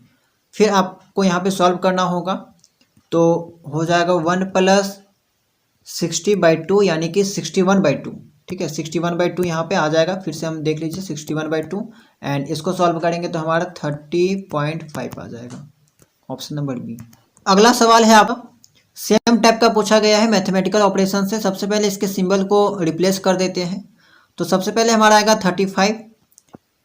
अब 35 यहाँ पे माइनस है, तो माइनस को यहाँ पे गुना से रिप्लेस किया गया है, गुना कर देते हैं, ठीक है। 16 है, 16 के बाद फिर गुना है, तो जिसको हम लोग गुना को यहाँ पे भाग से रिप्लेस करने को कहा गया है, देख सकते हैं, गुना मीन्स भाग, ठीक है। ये हो गया भाग। आगे आपका ब्रैकेट है, ब्रैकेट दे देना है, इसको किसी से रिप्लेस नहीं करना है। 18 माइनस को रिप्लेस करना है यहाँ पे गुना से। 5 है, प्लस को रिप्लेस करना है माइनस से। 10 है, एंड लास्ट में आपका जो है वो है डिवाइड 10, यानी कि +10 हो जाएगा, ठीक है। इतना आपको कर लेना है। अब इसको सॉल्व करना है, ठीक है। तो सॉल्व कैसे करेंगे, सबसे पहले ब्रैकेट वाला काम 18 × 5 यहाँ पे हो जाता है 90, और 90 में 10 जाएगा तो हो जाएगा 80, ठीक है। एंड 80 + 10 इधर हो जाएगा आपका। अभी आपको यहाँ पे प्लस नहीं करना है, ठीक है, रहने दीजिए इस प्लस को, 10। अब इधर आप देखिए 16 डिवाइड चल गया 80, तो एंड इधर 35 आपका था, तो ऐसे आपको लिखने के बाद फिर 16 को 80 से भाग देंगे तो 16 × 5 = 80, यानी कि 1/5 आ जाएगा। तो कुछ ऐसा आपका बन जाएगा कि 35 गुना 1/5 प्लस आपका 10। अब इसको सॉल्व करेंगे तब जाके आपका आंसर आएगा, ठीक है। तो 5 × 7 = 35 हो जाएगा, तो हो जाएगा 7 + 10 यानी कि 17, तो 17 आपका आंसर हो जाएगा। आराम से आप क्वेश्चन कॉपी में उतारिएगा और इसको सॉल्व कीजिएगा, तो आसानी से जो आपका आंसर आ जाएगा, ठीक है। 17 आपका सही आंसर है। अगला है आपका Roshan is taller than Hardik, who is shorter than Sushil. Neeja is taller than Harry but shorter than Hardik. Sushil is shorter than Roshan, who is the tallest. सबसे लंबा कौन है, ये आपका पूछा गया है। तो पहला लाइन अगर आप देखते हैं तो आपको पता चलता है कि रोशन जो है वो हार्दिक से लंबा है, ठीक है। रोशन जो है वो हार्दिक से लंबा है, जो सुशील से छोटा है। तो पहला सेंटेंस से हमें ये पता चलता है कि हार्दिक जो है वो सबसे छोटा है, लेकिन ये हमें नहीं पता चला है कि हार्दिक से सबसे बड़ा कौन है, ठीक है। यानी कि रोशन बड़ा है या फिर आपका सुशील बड़ा है। हमें बस ये पता चला है कि सुशील और रोशन से जो है वो हार्दिक छोटा है, ठीक है। ये हमें मालूम चला। अब लास्ट वाला अगर सेंटेंस आप देखिएगा कि सुशील इज शॉर्टर देन रोशन, सुशील जो है वो रोशन से छोटा है। तो अब देखिए पहला लाइन एंड लास्ट वाला लाइन, ये दोनों लाइन से हमें एक चीज़ क्लियर हो गया कि रोशन सबसे बड़ा है। हम रोशन को यहाँ पे केवल आर से डिनोट करते हैं, ठीक है, आसानी होगा आर से। अब इससे नीचे आपका सुशील है, यानी कि एस से डिनोट कर दिए, एंड सुशील से छोटा आपका हार्दिक है, ठीक है। बीच में एक लाइन दे रखा है कि Neeja is taller than Harry but shorter than Hardik. यानी कि नीजा जो है हार्दिक से छोटी है लेकिन हैरी से बड़ी है, हैरी से जो है वो बड़ी है। तो यहाँ पे देखिए हार्दिक से नीजा छोटी है एंड नीजा से छोटा कौन हो जाएगा, हैरी, ठीक है। तो देखिए एक आपका यहाँ पे कह सकते हैं कि टर्म बन गया, एक सीरीज बन गया कि सबसे बड़ा है रोशन, उससे छोटा आपका सुशील, उससे छोटा आपका हार्दिक, उससे छोटा निंजा जो यहाँ पे नीजा है, एंड सबसे छोटा जो है आपका बन गया हैरी, ठीक है। तो आपका सबसे लंबा पूछा था तो रोशन आपका सही हो जाएगा। नेक्स्ट सवाल भी आपका कुछ ऐसे ही दे रखा है, देखते हैं कि इसमें क्या होना चाहिए। In a group of 5 boys Vasant is taller than Manohar but not as tall as Raju. तो देखिए पहला सेंटेंस से हमें यह पता चला कि बसंत जो है वो मनोहर से लंबा है, ठीक है। Basant is taller than Manohar, तो बसंत जो है वो मनोहर से लंबा है। And but not as tall as Raju, यानी कि राजू से छोटा है। तो सबसे बड़ा जो है वो आपका राजू हो जाएगा इन तीनों में, उसके नीचे बसंत एंड उससे नीचे जो है उससे छोटा आपका मनोहर। अगला है Jayant is taller than Dutta.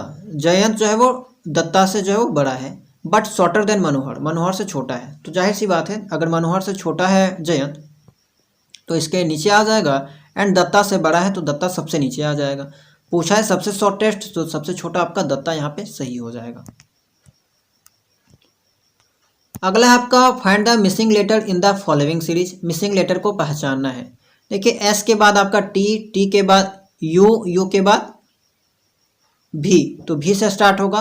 पहले से आपको पता चल गया कि भी से आपका आंसर स्टार्ट होगा, भी आई जे वाला सही हो जाएगा। आगे भी आप लोग चेक कर सकते हैं, सी में +2 ऐड कीजिएगा तो ई में +2 ऐड कीजिएगा तो जी, और जी में +2 ऐड कीजिएगा तो आई। तो आपका ले दे के आपका ऑप्शन नंबर सी सही हो जाएगा, ठीक है। 58 है आपका, if each of the vowel in the word template is changed to next vowel and each consonant is changed to the previous consonant in the English alphabet, and then the letters in the word so formed are arranged in the reverse alphabetical order from left to right, which of the following will be the 6th letter from the left and the new arrangement of letters thus formed। देखिए इस type का question आपको पहले भी एक देखने को मिला था, ठीक है। तो सबसे पहले हम लोगों को क्या करना है कि टेम्पलेट जो वर्ड है इसमें जो भी वॉवेल दे रखा है उसको नेक्स्ट वॉवेल में बदल देना है। जैसे कि ई दे रखा है तो ई के आगे जो वॉवेल आता है वो आई आता है, तो ई को आई में बदल देंगे।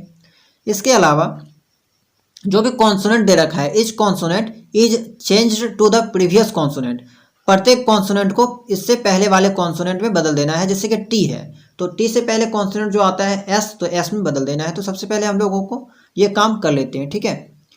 तो देखिए यहाँ पे टी के बारे में अगर हम बात करें तो टी का यहाँ पे एस लिख देंगे, क्योंकि ये कॉन्सोनेंट है और इसे पहले वाला कॉन्सोनेंट आपका एस आता है। ई है तो ई के बाद जो वॉवेल आता है आई, आई लिख दिए। एम के बाद एम से पहले जो है वो एल आता है, एल लिख दिए। पी, पी का यहाँ पे हो जाएगा एन, क्योंकि पी से पहले एन आता है। एल, एल से पहले आपका के आता है, के लिख दिए।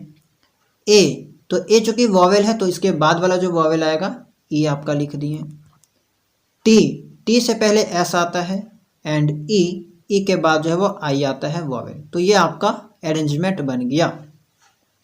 इतना करने के बाद आपको फिर इसको अल्फ़ाबेटिकल ऑर्डर में लिखना है, रिवर्स अल्फ़ाबेटिकल ऑर्डर। यहाँ पे अल्फ़ाबेटिकल ऑर्डर तो बोला है लेकिन रिवर्स, ठीक है, उल्टा, बड़ा वाला पहले लिखना होगा। तो आपको एस हो जाएगा, 2 एस है तो 2 एस पहले, एन एल के आई एंड ई, ये आपका हो गया, ठीक है। सवाल में पूछा गया है 6th लेटर फ्रॉम लेफ्ट से छठा, तो 2 2 4 2 6 यानी कि आई, तो आपका आई जो है वो सही हो जाएगा, ठीक है। तो 2 स्टेप्स में बनाना होता है, पहले आप कॉन्सोनेंट और वोवेल को रिप्लेस कर दीजिए, फिर आगे जो पूछा गया है कि अल्फ़ाबेटिकल ऑर्डर या तो वो रिवर्स पूछ सकता है या फिर डायरेक्ट पूछ सकता है, सीधा पूछ सकता है, एंड उसके बाद जो सवाल पूछा जाता है, ठीक है, उसको सॉल्व करना होता है। आगे है आपका विच of the following number will come next in the following series, इसके आगे क्या आएगा वो आपको बताना है। क्वेश्चन नंबर 59 एंड 60 आपका दोनों सेम जैसा है। इसमें अगर आप डायरेक्टली कोई पैटर्न खोजिएगा तो आसानी से आपको पैटर्न जो है वो दिखाई नहीं देगा, थोड़ा सा इसमें दिमाग लगाना होगा, थोड़ा सा ध्यान से आपको इस चीज़ को बनाना होगा, ठीक है। तो यहाँ पे प्रत्येक जो व्यक्ति है या फिर प्रत्येक जो आपको वीडियो देखने को मिलेगा उसमें अलग अलग आंसर देखने को मिलेगा, लेकिन यहाँ पे हम आपको वही पैटर्न बता रहे हैं जिसके अकॉर्डिंग आपका ऑफिशियल आंसर कीज दिया गया है, ठीक है। तो इसलिए ध्यान से देखिएगा। देखिए इस पैटर्न को यहाँ पे आप देख सकते हैं, एक 2 को उठा लीजिए, 2 के बाद आपका यहाँ पे 3 है, ठीक है, 3 के बाद आपका 4 है।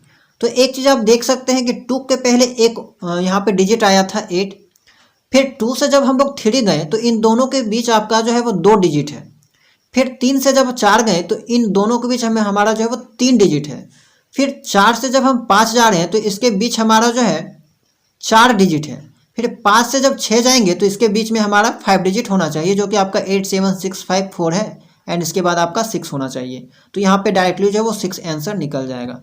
हालांकि आप ध्यान से ये भी देख सकते हैं कि 87 87 87 87 यहाँ पे जो है वो बार बार रिपीट हो रहा है, एक पैटर्न देखने को मिल रहा है। तो आप आसानी से जो है वो इसका जवाब दे सकते हैं, ठीक है। मैंने क्या किया कि 2 को लिया, 3 से 4 4 से 5 5 से 6, ठीक है।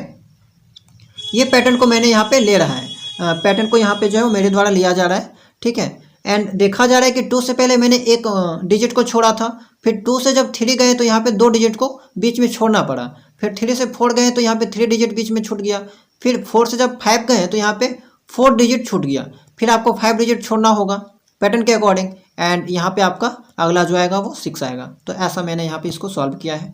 लास्ट सवाल है आपका कि which of the following number will come next in the following series. तो ये सवाल भी कुछ 59 के जैसा ही, डायरेक्टली इसमें आपको कोई भी पैटर्न जो है वो नहीं दिखाई देगा, लेकिन आपको थोड़ा अगर ध्यान से आप देखिएगा तो एक पैटर्न जो है वो बार बार रिपीट करता हुआ दिखाई देगा, ठीक है। देखिए यहाँ पे कुछ हो क्या रहा है कि 7 8 9 2 3, ठीक है, 7 8 9 2 3 एंड 4, ये आपका जो है एक पैटर्न है। यही चीज आगे चलकर आपको दिखाई देगा कि 7 8 9 2 3 4, यहाँ पे भी आगे भी है 7 8 9 2 3 4, ठीक है।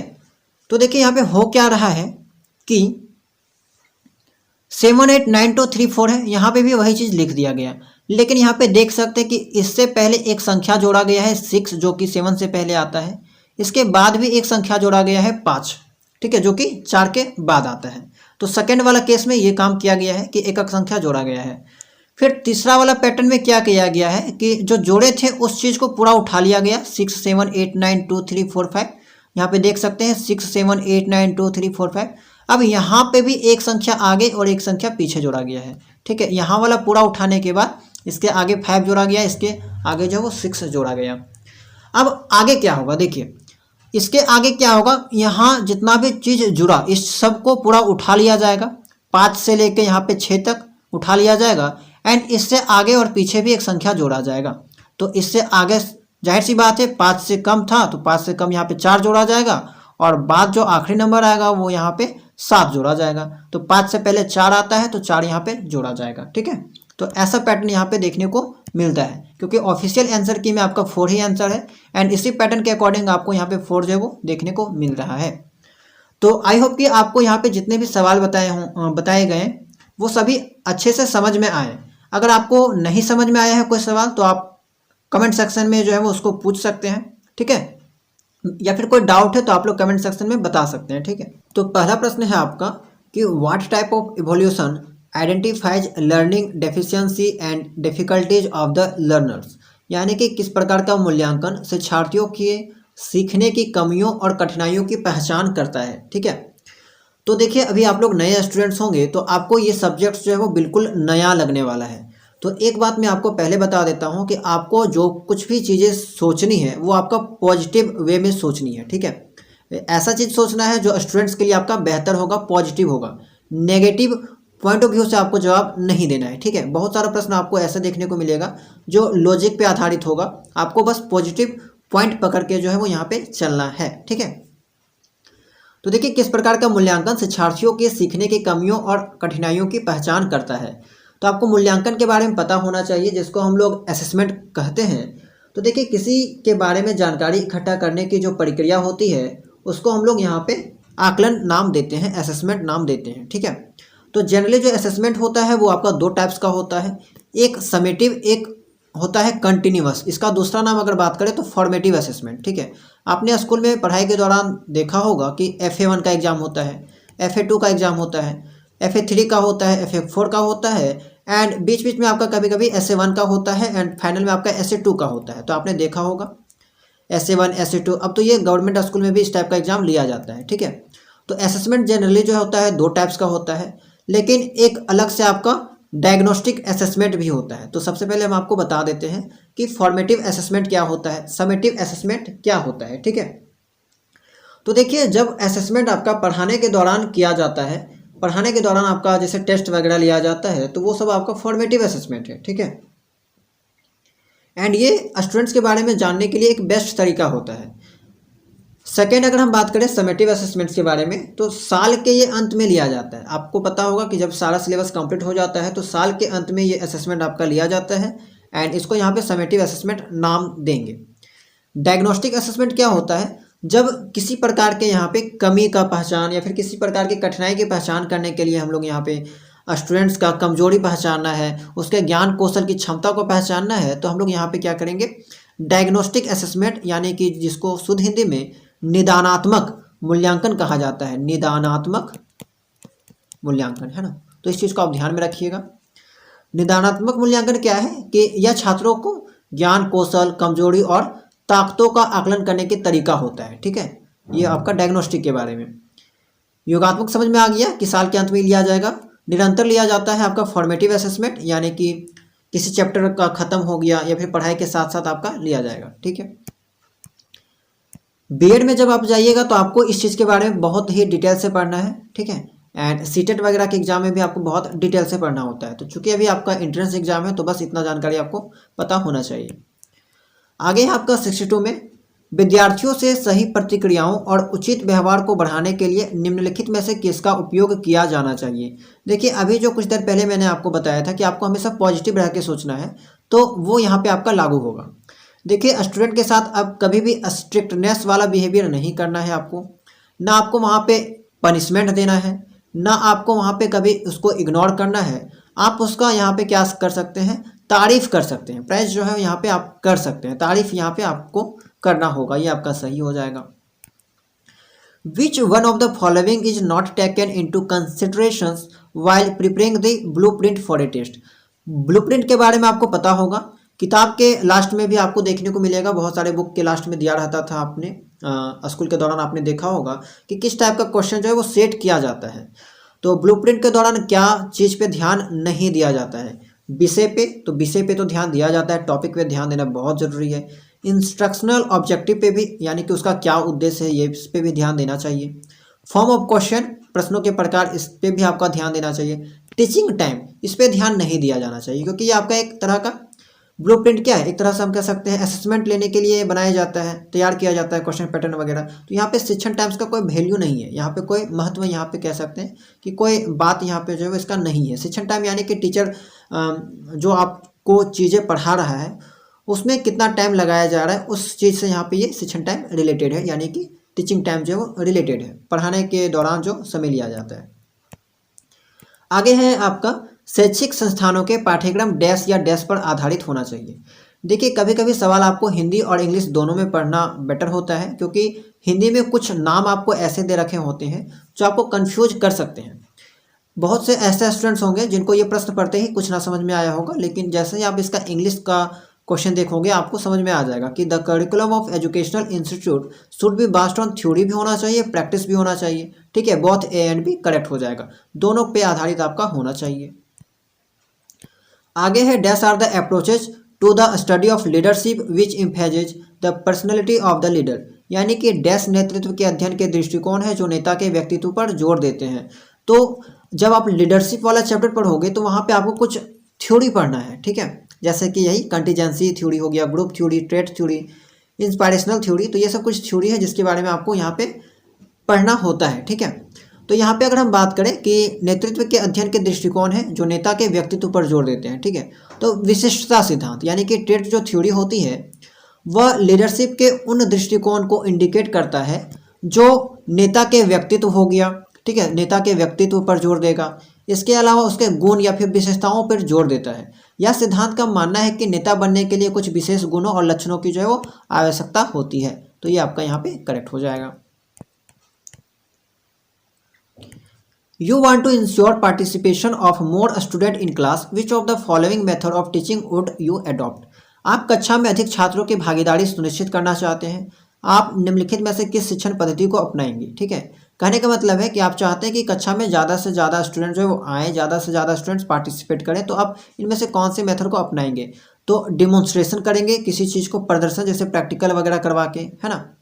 बहस, देखिए अब बहस का मतलब यहाँ पे आप नेगेटिव ले सकते हैं, बहस मतलब कि दो स्टूडेंट्स के बीच बहस करवाया जाए, तो उस टाइप का बहस यहाँ पे नहीं है। यहाँ पे डिस्कशन यानी कि दो स्टूडेंट या फिर ग्रुप ऑफ स्टूडेंट्स के बीच में कोई प्रश्न दे दिया जाए, उस पर वे लोग क्या करें, डिस्कस करें। ठीक है, तो इंग्लिश भी आपको देखना यहाँ पे थोड़ा सा जरूरी हो जाता है।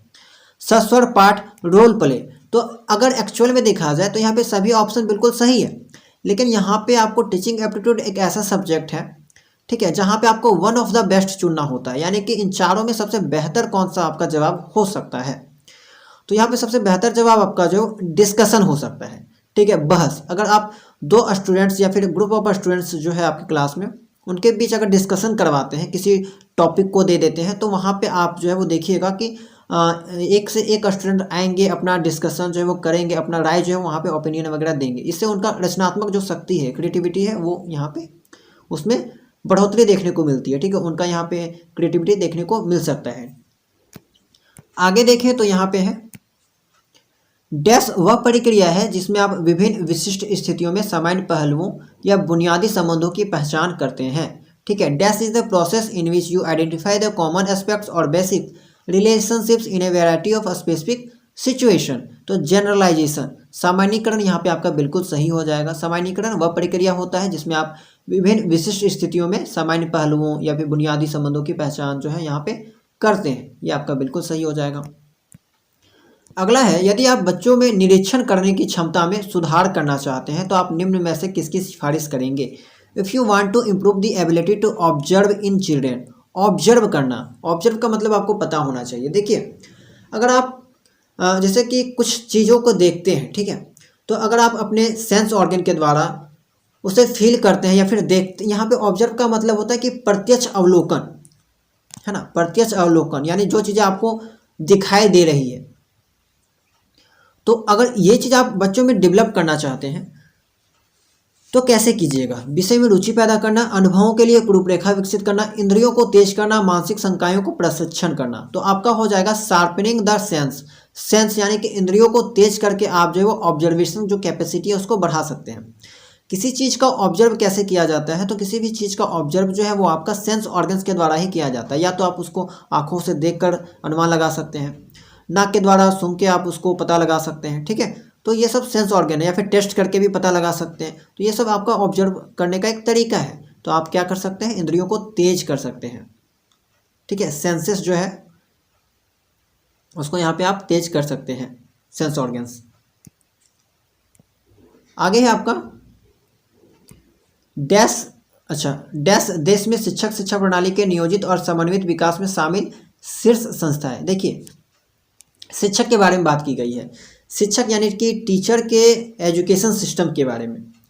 तो अगर हम बात करें तो टीचर के एजुकेशन सिस्टम से रिलेटेड आपका एनसीटीई काम करता है। एनसीटीई यानी कि national council for teacher education, ठीक है। टीचर से रिलेटेड जितने भी मैनेजमेंट वगैरह हैं या फिर जितने भी सिलेबस वगैरह है उनका डिजाइन करना आपका एनसीटीई का काम होता है। यूजीसी यूनिवर्सिटी ग्रांट कमीशन, इसके बारे में आपने सुना होगा, जो यूनिवर्सिटी से रिलेटेड जो है वो चीज़ों को मेंटेन करते हैं। एनसीईआरटी के बारे में पता होगा, एक्ससीड आपको नहीं पता होगा क्योंकि ये नया चीज़ आपको दिखाई दे रहा होगा। तो एक्ससीड क्या है कि ये आपका एक तरह से कहें तो यहाँ का ये आपका मिशन नहीं है, ये यहाँ का कंपनी नहीं है, ये आपका एक तरह का सिंगापुर का एजुकेशन कंपनी है, एडुटेक कंपनी है, ठीक है। तो इसके बारे में आपको ज़्यादा जानना नहीं है, बस आप ध्यान में रखिएगा कि ये सिंगापुर का एक कंपनी है जो फिलहाल भारत में भी शिक्षा से रिलेटेड काम जो है वो यहाँ पे करता हुआ दिखाई देता है। चलिए आगे देखते हैं। अगला प्रश्न है आपका कि यदि आप छात्रों में सहयोग और टीम भावना विकसित करना चाहते हैं तो आप किन गतिविधियों का प्रस्ताव देंगे, ठीक है। देखिए, छात्रों में सहयोग करना और टीम भावना, टीम बनाने का, तो टीम कब बनेगा जब आप उसको जो है वो कोई प्रोजेक्ट वाला काम देंगे, कोई प्रोजेक्ट वर्क देंगे तो आपका टीम वगैरह बनेगा। स्टूडेंट के बीच कोलैबोरेशन देखने को मिल सकता है, ठीक है, कोऑपरेशन देखने को मिल सकता है, सहयोग या फिर टीम वर्क जो है वो देखने को मिल सकता है, ये आपका सही हो जाएगा।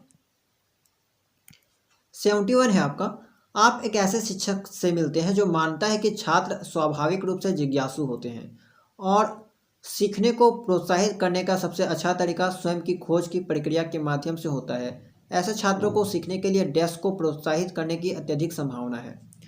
तो देखिए, प्रेरणा जो है दो टाइप्स का होता है, एक आंतरिक प्रेरणा होता है, एक बाहरी प्रेरणा होता है। तो स्टूडेंट को क्या चाहिए, इंटरनल मोटिवेशन चाहिए, क्योंकि एक्सटर्नल मोटिवेशन आपका क्षणिक होता है, कुछ टाइम के लिए रहेगा, है ना, एक दिन के लिए रह सकता है, 2 दिन के लिए रह सकता है। लेकिन इंटरनल अगर आप मोटिवेट हैं तो आप जो निरंतर काम करेंगे, ठीक है, तो ये आपका सही हो जाएगा।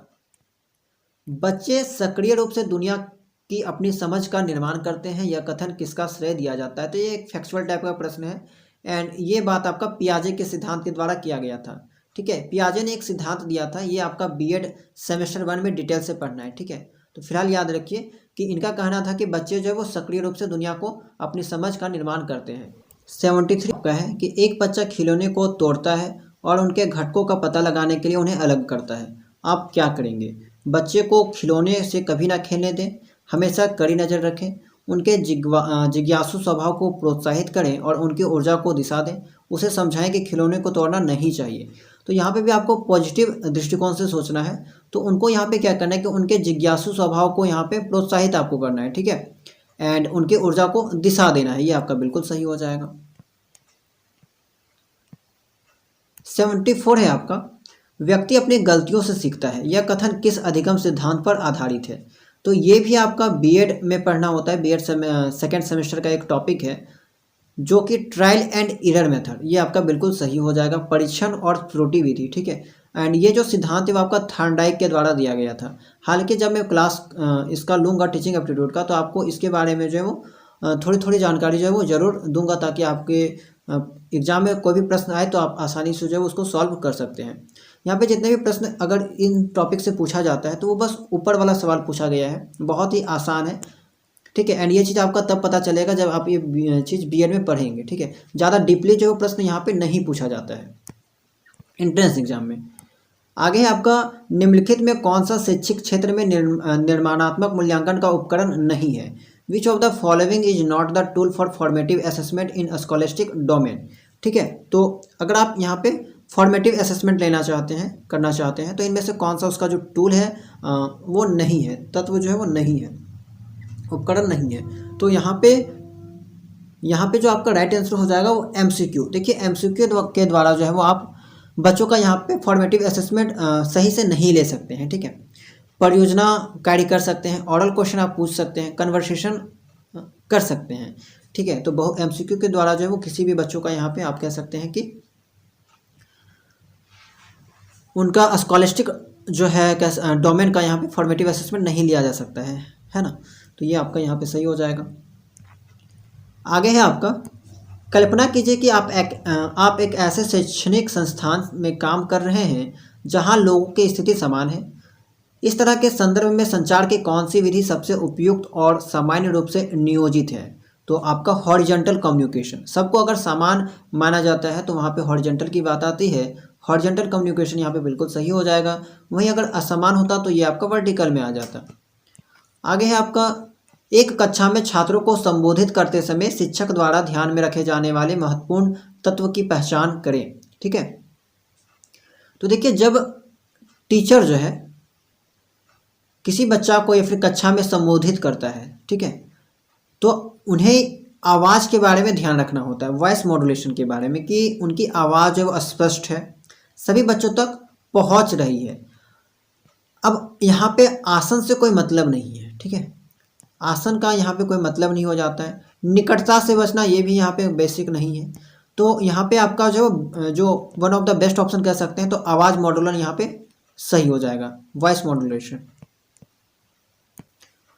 विद्यार्थियों को अध्ययन के लिए प्रेरित करने के लिए निम्नलिखित में से कौन सी जानकारी महत्वपूर्ण है? सीखने की शैली, व्यक्तित्व, सामाजिक सांस्कृतिक पृष्ठभूमि, ऊपर के सभी, तो सभी ऑप्शन सही है। ठीक है, which of the following items of information are important about a student to motivate them for studies, यानी कि स्टडी के लिए उन्हें क्या करना है, मोटिवेट करना है, तो उनके लिए क्या क्या जिम्मेदार हो सकता है? लर्निंग स्टाइल बिल्कुल सही बात है, पर्सनैलिटी भी बिल्कुल सही बात है, सोशियो कल्चर बैकग्राउंड तो डिपेंड करता ही करता है। What are required for good teaching, अच्छे शिक्षण के लिए क्या आवश्यक है? ठीक है, तो निदान, उपचार, दिशा, प्रतिक्रिया, तो अच्छे शिक्षण के लिए आपका ये चारों इंपॉर्टेंट हो जाता है। निदान भी जरूरी है, उपचार भी जरूरी है, दिशा, प्रतिक्रिया, ये सभी चीज़ें आपकी जो है वो यहाँ पे जरूरी होती है। क्वेश्चन नंबर 80 है कि most often the teacher student communication is, सबसे अधिक शिक्षक छात्र संचार है, तो most often the teacher student communication is utilitarian. ठीक है, यहाँ पे बिल्कुल सही हो जाता है, उपयोगी होना चाहिए। ठीक है, शिक्षक और छात्र के बीच जो संचार है वो आपका सबसे अधिक उपयोगी होता है। नेक्स्ट है आपका, arrange the following teaching process in order, वर्तमान ज्ञान को पूर्व ज्ञान से जोड़ना, मूल्यांकन, फिर से पढ़ाना, उद्देश्यों का निर्माण, सामग्री की प्रस्तुति। ठीक है, तो यहाँ पे आपका आंसर हो जाएगा, सबसे पहले आपको अरेंज करना है तो उद्देश्यों का निर्माण। जैसे अगर आप किसी चीज़ को क्या करा रहे हैं, पढ़ा रहे हैं, तो उसका क्या उद्देश्य है, ये चीज़ तो पहला मैटर करता है, किस उद्देश्य से आप उन्हें वो चीज़ पढ़ा रहे हैं। तो पहला तो 4 आना चाहिए, एंड 4 से आपका स्टार्ट जो है केवल एक ऑप्शन है लास्ट वाला, तो एक ऑप्शन के जरिए भी आप इसको पता लगा सकते थे। एंड उसके बाद है 1 नंबर, तो देखिए इसी के अकॉर्डिंग हम लोग चलते हैं, वर्तमान ज्ञान को पूर्व ज्ञान से जोड़ते हैं। देखिए बच्चों को जब कुछ पढ़ाया जाता है तो उसको इस कदर पढ़ाया जाता है कि वे पहले से जो कुछ जानते हैं एंड जो नया चीज़ जानने वाले हैं उन दोनों को कनेक्ट करके पढ़ाया जाए, ताकि बच्चों को लंबे समय तक वो चीज़ याद भी रहे एंड अच्छे से वो चीज़ सीखे भी। इसीलिए बच्चों को जनरली जो है वो अपने वातावरण की चीज़ों से कनेक्ट करके चीज़ों को जो पढ़ाया जाता है। ठीक है, आगे है आपका वर्तमान ज्ञान को पूर्व ज्ञान से जोड़ना, उसके बाद सामग्री की प्रस्तुति किया जाता है, चीज़ों को वहाँ पे प्रेजेंट किया जाएगा। एंड 2 का है उसके बाद कि मूल्यांकन किया जाएगा, एंड 2 के बाद आपका 3 फिर से पढ़ाना, मूल्यांकन करेगा, फिर आपका कुछ अगर कुछ कमी दिखेगा तो उसका वहाँ पे फिर से उसको पढ़ाया जाएगा, उसका निदान किया जाएगा। ठीक है, अगला देखते हैं, अगला प्रश्न क्या है आपका, डायनेमिक अप्रोच के बारे में बात की गई है। शिक्षण के लिए गतिशील दृष्टिकोण का मतलब है। ठीक है, शिक्षण के लिए गतिशील दृष्टिकोण का क्या मतलब होता है? शिक्षण सशक्त और प्रभावी होना चाहिए, बिल्कुल ये बात सही है। शिक्षक ऊर्जावान और गतिशील होना चाहिए, ये भी बिल्कुल सही है। शिक्षण के विषय स्थिर नहीं बल्कि गतिशील होने चाहिए, ये भी ठीक है। छात्रों की गतिविधियों के माध्यम से सीखने के लिए आवश्यकता होनी चाहिए। यहाँ पे चूंकि गतिशील दृष्टिकोण के बारे में पूछा गया था तो ये आपका बिल्कुल डी वाला one of the best option है। हमने आपको बताया टीचिंग एप्टीट्यूड में आपको one of the best option चुनना होता है, बेस्ट में बेस्ट, यानी कि सबसे अच्छा, चारों में सबसे अच्छा ऑप्शन आपका डी वाला सही हो जाएगा। छात्रों को गतिविधियों के माध्यम से सीखने के लिए आवश्यकता होनी चाहिए। Which of the following does not belong to a projected aid, आपने प्रोजेक्ट के बारे में सुना होगा, आजकल बहुत जगह प्रोजेक्ट के थ्रू पढ़ाया जाता है, तो इनमें से कौन सा जो है वो उससे रिलेटेड नहीं है? तो ओवरहेड प्रोजेक्शन, नाम प्रोजेक्शन आया है तो बिल्कुल ये होगा, यानी कि इससे कनेक्टेड है। यहाँ पे पूछा है does not, motion picture project के थ्रू कराया जा सकता है, स्लाइड भी पिक्चर के थ्रू कराया जा सकता है। तो क्या नहीं कराया जा सकता? Black board. ब्लैक बोर्ड जो प्रोजेक्ट से कनेक्टेड यहाँ पे नहीं है। निम्नलिखित में से किस विधि से विद्यार्थियों का सही मूल्यांकन संभव है? ठीक है, किस विधि से जो है हम लोग स्टूडेंट्स का सही मूल्यांकन कर सकते हैं? तो पाठ्यक्रम के अंत में मूल्यांकन, ये बिल्कुल भी गलत बात है। मूल्यांकन वर्ष में 2 बार, ये भी ऐसा नहीं होना चाहिए। हाँ, अगर बच्चों का हम लोग कंटिन्यूअस इवोल्यूशन करते हैं, निरंतर मूल्यांकन अगर लेते हैं, तो आप जो है यहाँ पे कह सकते हैं कि बच्चों का जो है यहाँ पे सही मूल्यांकन इसके थ्रू संभव है। ठीक है, ये दोनों में ज़्यादा नहीं, थोड़ा बहुत फर्क होता है। तो यहाँ पे कंटिन्यूअस अगर दे रखा है तो ये इससे थोड़ा सा ज़्यादा करेक्ट है। ठीक है, एक प्रभावी कक्षा वातावरण का सार है। शिक्षक सहायक सामग्री की एक किस्म, छात्र शिक्षक बातचीत, पिन ड्रॉप साइलेंस, सख्त अनुशासन। मैंने आपको बताया नेगेटिव नहीं सोचना होता है। पिन ड्रॉप साइलेंस गलत है, स्ट्रिक्ट डिसिप्लिन यहाँ पे होगा ही नहीं।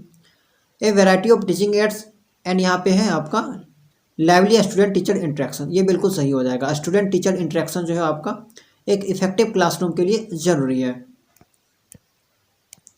मोटिवेशन क्या है, यानी कि प्रेरणा क्या है? प्राकृतिक अवस्था है, भौतिक अवस्था है, मानसिक अवस्था है, उपयुक्त में से कोई नहीं। तो प्रेरणा एक तरह का मेंटल होता है, मेंटल सिचुएशन है, साइकोलॉजिकल स्टेट है। ठीक है, ऑडियो विजुअल एड्स, देखिए एड्स किसको कहते हैं? देखिए पढ़ने पढ़ाने के दौरान हम लोग विभिन्न तरह के जो है TLM का उपयोग करते हैं। आगे चलकर आपको इसके बारे में पता चलेगा। TLM यानी कि टीचिंग लर्निंग मटेरियल, यानी कि पढ़ाने के दौरान हम लोग जिस मटेरियल का उपयोग करेंगे, जिस सब्सटेंस का उपयोग करेंगे, उसी को हम लोग एड्स के नाम से जानते हैं, AIDS, एंड इसी को हम लोग TLM भी कहते हैं। तो ऑडियो विजुअल TLM एक होता है कि ऑडियो यानी कि जिसको सुना जा सकता है, विजुअल जिसको देखा जा सकता है, दोनों का उपयोग करके जिस TLM के जरिए पढ़ाया जाता है, जैसे कि आप टीवी वगैरह के बारे में देख सकते हैं, स्मार्ट बोर्ड वगैरह के बारे में। ठीक है, तो उसके थ्रू अगर आप कोई वीडियो दिखाते हैं बच्चों को, ठीक है, तो वहाँ पे आपका साउंड भी आएगा, वो लोग देख के भी चीज़ों को सीखेंगे। तो किस प्रकार के बच्चों के लिए ये ज़्यादा उपयोगी हो सकता है? ज़्यादा उपयोगी किस प्रकार के बच्चों के लिए हो सकता है? तो धीमी गति से सीखने वाले बच्चों के लिए ये आपका ज़्यादा सुटेबल हो सकता है, उपयोगी जो है वो हो सकता है। हालांकि देखिए यहाँ पे अगर हम बात करें तो इसके सभी छात्रों के लिए मदद करते हैं, ये बात बिल्कुल भी सही है। बुद्धिमान छात्र के लिए तो मदद करेगा ही, प्रश्न के लिए भी करेगा, जिज्ञासु के लिए करेगा, लेकिन सबसे ज़्यादा मदद किसके लिए करेगा? धीमी गति से सीखने वाले बच्चों के लिए यहाँ पे ज़्यादा यहाँ पे इसके मदद करेगा। बुनियादी शिक्षा प्लान इज पास्ड ऑन, बुनियादी शिक्षा योजना जो है वो किसने दिया था? तो महात्मा गांधी के द्वारा ये योजना जो है वो बनाई गई थी, तैयार की गई थी। यहाँ पे ये बिल्कुल सही हो जाएगा। आगे आपका 89, शिक्षक प्रभावशीलता बढ़ाने के लिए शिक्षा में अंतःक्रियात्मक विश्लेषण श्रेणी प्रणाली डैश द्वारा विकसित की गई। तो किसके द्वारा यहाँ पे ये विकसित की गई थी? 89 का यहाँ पे बी फ्लैंडर सही हो जाएगा। ठीक है, शिक्षक प्रभावशीलता बढ़ाने के लिए ये भी एक तरह का फैक्चुअल क्वेश्चन है। तो अंतःक्रियात्मक विश्लेषण जो है आपका वो फ्लैंडर के द्वारा दिया गया था। NUEPA इज कंसर्न विथ, देखिए इसके फुल फॉर्म में ही आपको जो है वो यहाँ पे छिपा हुआ है। हालांकि इसको अब बदल के जो है आपका नीपा कर दिया गया है, NIEPA। ठीक है, इसका फुल फॉर्म की अगर बारे में बात की जाए तो national university of educational planning and administration. ठीक है, national university of educational planning and administration. ठीक है, एक ऐसी संस्था है जो आपका एजुकेशन से रिलेटेड प्लानिंग वगैरह करती है। ठीक है, तो एजुकेशनल प्लानिंग से यहाँ पे कनेक्टेड हो जाएगा, ये बिल्कुल सही हो जाएगा। प्रश्न नंबर 91 है कि छात्रों के बीच नैतिक मूल्यों को प्रभावी ढंग से विकसित किया जा सकता है जब शिक्षक अक्सर मूल्यों की बात करता है, स्वयं उनका अभ्यास करता है, महान व्यक्तियों की कहानी सुनाता है, एंड इनमें से कोई नहीं। तो नैतिक क्या होता है? नैतिकता का मतलब होता है अगर आप सही या गलत की पहचान कर सकते हैं तो आप में नैतिक का गुण जो है वो पाया जाएगा। तो वही पूछा गया है कि छात्रों के बीच नैतिक मूल्यों को प्रभावी ढंग से कैसे विकसित किया जा सकता है। तो यहाँ पे इसका जो सही जवाब हो जाएगा स्वयं उनका अभ्यास करता है। ठीक है, अभ्यास करके यहाँ पे इस चीज़ को यहाँ पे डेवलप किया जा सकता है। अगला सवाल है आपका कि डैश सीखने में मौखिक मार्गदर्शन सबसे कम प्रभावी होता है।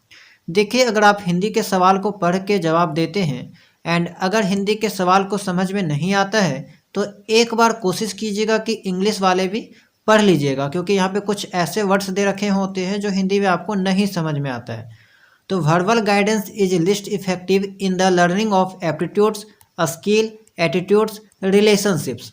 कहने का मतलब ये है कि इनमें से कौन सा चीज़ सीखने के लिए हमको जो मौखिक मार्गदर्शन की आवश्यकता बहुत कम होती है या फिर ना के बराबर, जो कि लिखा गया है कि कम प्रभावी। तो कौशल, किसी भी स्किल को अगर आप सीखते हैं तो वहाँ पे ज़्यादातर क्या इंपॉर्टेंट होता है कि आप बार बार उस चीज़ को प्रैक्टिस कर रहे हैं। वहाँ पे मौखिक मार्गदर्शन जो है वो बहुत कम इफेक्टिव होता है। ठीक है, आगे है आपका 93, भारत में निम्नलिखित में से कौन सा दूरदर्शन का शैक्षिक टेलीविज़न चैनल है। तो यहाँ पे इसका सही जवाब हो जाएगा ज्ञान दर्शन। ठीक है, 93 का ज्ञान दर्शन बिल्कुल सही है। आप लोग अगर DTH वाला अगर टीवी देखा करते होंगे तो वहाँ पे भी ये चैनल आपको देखने को मिलता होगा, जहाँ पे हमेशा जो है वो दिन में आपको शैक्षिक टेलीविज़न से रिलेटेड जो प्रोग्राम दिखाए जाते हैं। हमेशा क्लास से रिलेटेड जो आपको वहाँ पे एजुकेशनल प्रोग्राम जो है वो दिखाए जाते हैं। तो ये आप देख सकते हैं। आगे है आपका डैश के लिए प्रयोग सत्य जानने की मानक प्रक्रिया है। For dash experimentation is standard procedure to know the truth. तो यहाँ पे प्रयोग जानने के लिए हम लोग यहाँ पे विज्ञान की बात कही गई है। ठीक है, एक्सपेरिमेंटेशन कहाँ पे होता है तो विज्ञान में, ये आपका यहाँ पे सही हो जाएगा। कारण और प्रभाव संबंधों का अध्ययन डैश अध्ययनों द्वारा किया जाता है। किसी भी चीज़ के आप काउज एंड इफेक्ट के बारे में अगर पता लगाते हैं तो वो तभी पता लगेगा जब उसका आप एक्सपेरिमेंट करते हैं। एक्सपेरिमेंट करने के पश्चात ही आपको उसका कारण और प्रभाव जो है वो जानने को मिलेगा। 96 है यशपाल समिति की रिपोर्ट 1993 का क्या उद्देश्य है। तो लर्निंग विदाउट बर्डन, यहाँ पे बर्डन से संबंधित क्या है कि बिना बोझ के, यानी कि बेग का बोझ के बारे में बात की जाती है। ठीक है, जब आप इसके बारे में डिटेल पढ़ेंगे कि यशपाल समिति का रिपोर्ट क्या था, तो ये शिक्षा से रिलेटेड एक रिपोर्ट होती है जिसमें बच्चों को यहाँ पे लर्निंग विदाउट बर्डन पे जोर दिया जाता है। यानी कि बच्चे पढ़ाई करेंगे लेकिन उनका जो बोझ रहेगा, बेग का बोझ, वो बहुत कम, मिनिमम रहने का बात जो है वो कहा गया है। ठीक है, तो शिक्षा में सुधार के लिए बहुत सारी समिति जो है वो के थ्रू रिपोर्ट बनाया जाता है, बहुत सारे प्लान वगैरह बनाए जाते हैं, तो उनमें से ये भी आपका एक है। नेक्स्ट सवाल है आपका कि प्रथम व्यावहारिक बुद्धि परीक्षण का आविष्कार किसके द्वारा किया गया था। ठीक है, the first practical intelligence test was invented by, तो अल्फ्रेड बिने के द्वारा जो है वो यहाँ पे किया गया था। IQ आपने पढ़ा होगा, इंटेलिजेंस कोशिएंट। ठीक है, बुद्धि लब्धि, तो इसकी जो खोज है वो इन्हीं के द्वारा की गई थी, अल्फ्रेड बिने के द्वारा। अगला है insight learning was proposed by, तो ये किनके द्वारा की गई थी। तो यहाँ पे 98 का वोल्फगैंग कोहलर, इनसाइट जो लर्निंग थ्योरी है वो आपका वोल्फगैंग कोहलर के द्वारा जो है वो की गई थी। एक छात्र का मुझे प्रभाव नहीं है, परवाह जो है वो नहीं है, रवैया उसका डैश प्रदर्शन करता है। I don't care, attitude of a student demonstrate this. अब यहाँ पे देखिए, एक चीज़ आप अगर हिंदी में पढ़ते हैं तो हिंदी से ज़्यादा बेटर आपको इंग्लिश वाला लगेगा, क्योंकि इंग्लिश में बहुत ही आसान शब्दों में ये चीज़ समझा रखा है कि अगर कोई स्टूडेंट जो है वो आई डोंट केयर जैसे एटीट्यूड दिखा रहा है तो वो कहीं ना कहीं उस चीज़ को डिनाई कर रहा है, यानी कि इनकार कर रहा है। आप भी देखते होंगे बच्चे अक्सर जो है वो उसके साथ कुछ चीज़ें हो जाती है, घटना वगैरह हो जाती है या फिर कोई बात हो जाती है तो हमेशा वो कहता है कि आई डोंट केयर, मुझे फ़र्क नहीं पड़ता है। तो बेसिकली वो उस चीज़ को इनकार कर रहा है, डिनाई कर रहा है। ठीक है, आखिरी सवाल है आपका कि स्वयं वास्तविक कर्ता समानताएं साझा करते हैं या किसने कहा है। तो ये आपका जो है किसके द्वारा कहा गया था, अब्राहम मास्लो के द्वारा। तो ये सब आपका फैक्चुअल सवाल है। देखिए, जितने भी स्टेटमेंट पे आधारित सवाल होते हैं कि कौन सा स्टेटमेंट किसके द्वारा किया गया है, तो ये एक तरह से कह सकते हैं तथ्यात्मक टाइप का सवाल है। ये सब आपको याद करना होगा, ये सब में कॉन्सेप्ट नहीं है, ये एक स्टेटमेंट है। हालांकि इसका थ्योरी जब आप पढ़िएगा तो आपको वहाँ पे ये चीज़ें समझ में आएगी। ठीक है, तो फिलहाल ये सब चीज़ें आप ध्यान में रख सकते हैं, याद रख सकते हैं। टीचिंग एप्टीट्यूड का क्लास जब स्टार्ट होगा वहाँ पे मैं आपको इन सभी चीज़ों के बारे में डिटेल में बताऊँगा। तो दोस्तों, आई होप कि आपको वीडियो पसंद आई होगी, तो वीडियो को लाइक कर दीजिएगा एंड ज़रूर यहाँ से कुछ ना कुछ आपको थोड़ा बहुत तो सीखने को ज़रूर मिला होगा। तो वीडियो को लाइक एंड चैनल में अगर नए होंगे तो चैनल को सब्सक्राइब जरूर कर लीजिएगा। ठीक है, कोई डाउट रहा होगा तो चैनल में कमेंट सेक्शन में पूछ सकते हैं। बीएड से रिलेटेड कोई भी सवाल आपको पूछना है तो कमेंट सेक्शन में पूछ सकते हैं। ठीक है, टेलीग्राम चैनल से अगर नहीं ज्वाइन हुए होंगे तो ज्वाइन हो सकते हैं, उसका लिंक आपको इसी वीडियो के डिस्क्रिप्शन बॉक्स में मिल जाएगा। वहाँ पर आपको बीएड से रिलेटेड नोट्स वगैरह, बीएड एंट्रेंस एग्जाम से रिलेटेड जितने भी नोट्स हैं, अपडेट है वो सब चीज़ें प्रोवाइड कराई जाती है। तो चलिए मिलते हैं हम लोग नेक्स्ट वीडियो में किसी नए टॉपिक के साथ।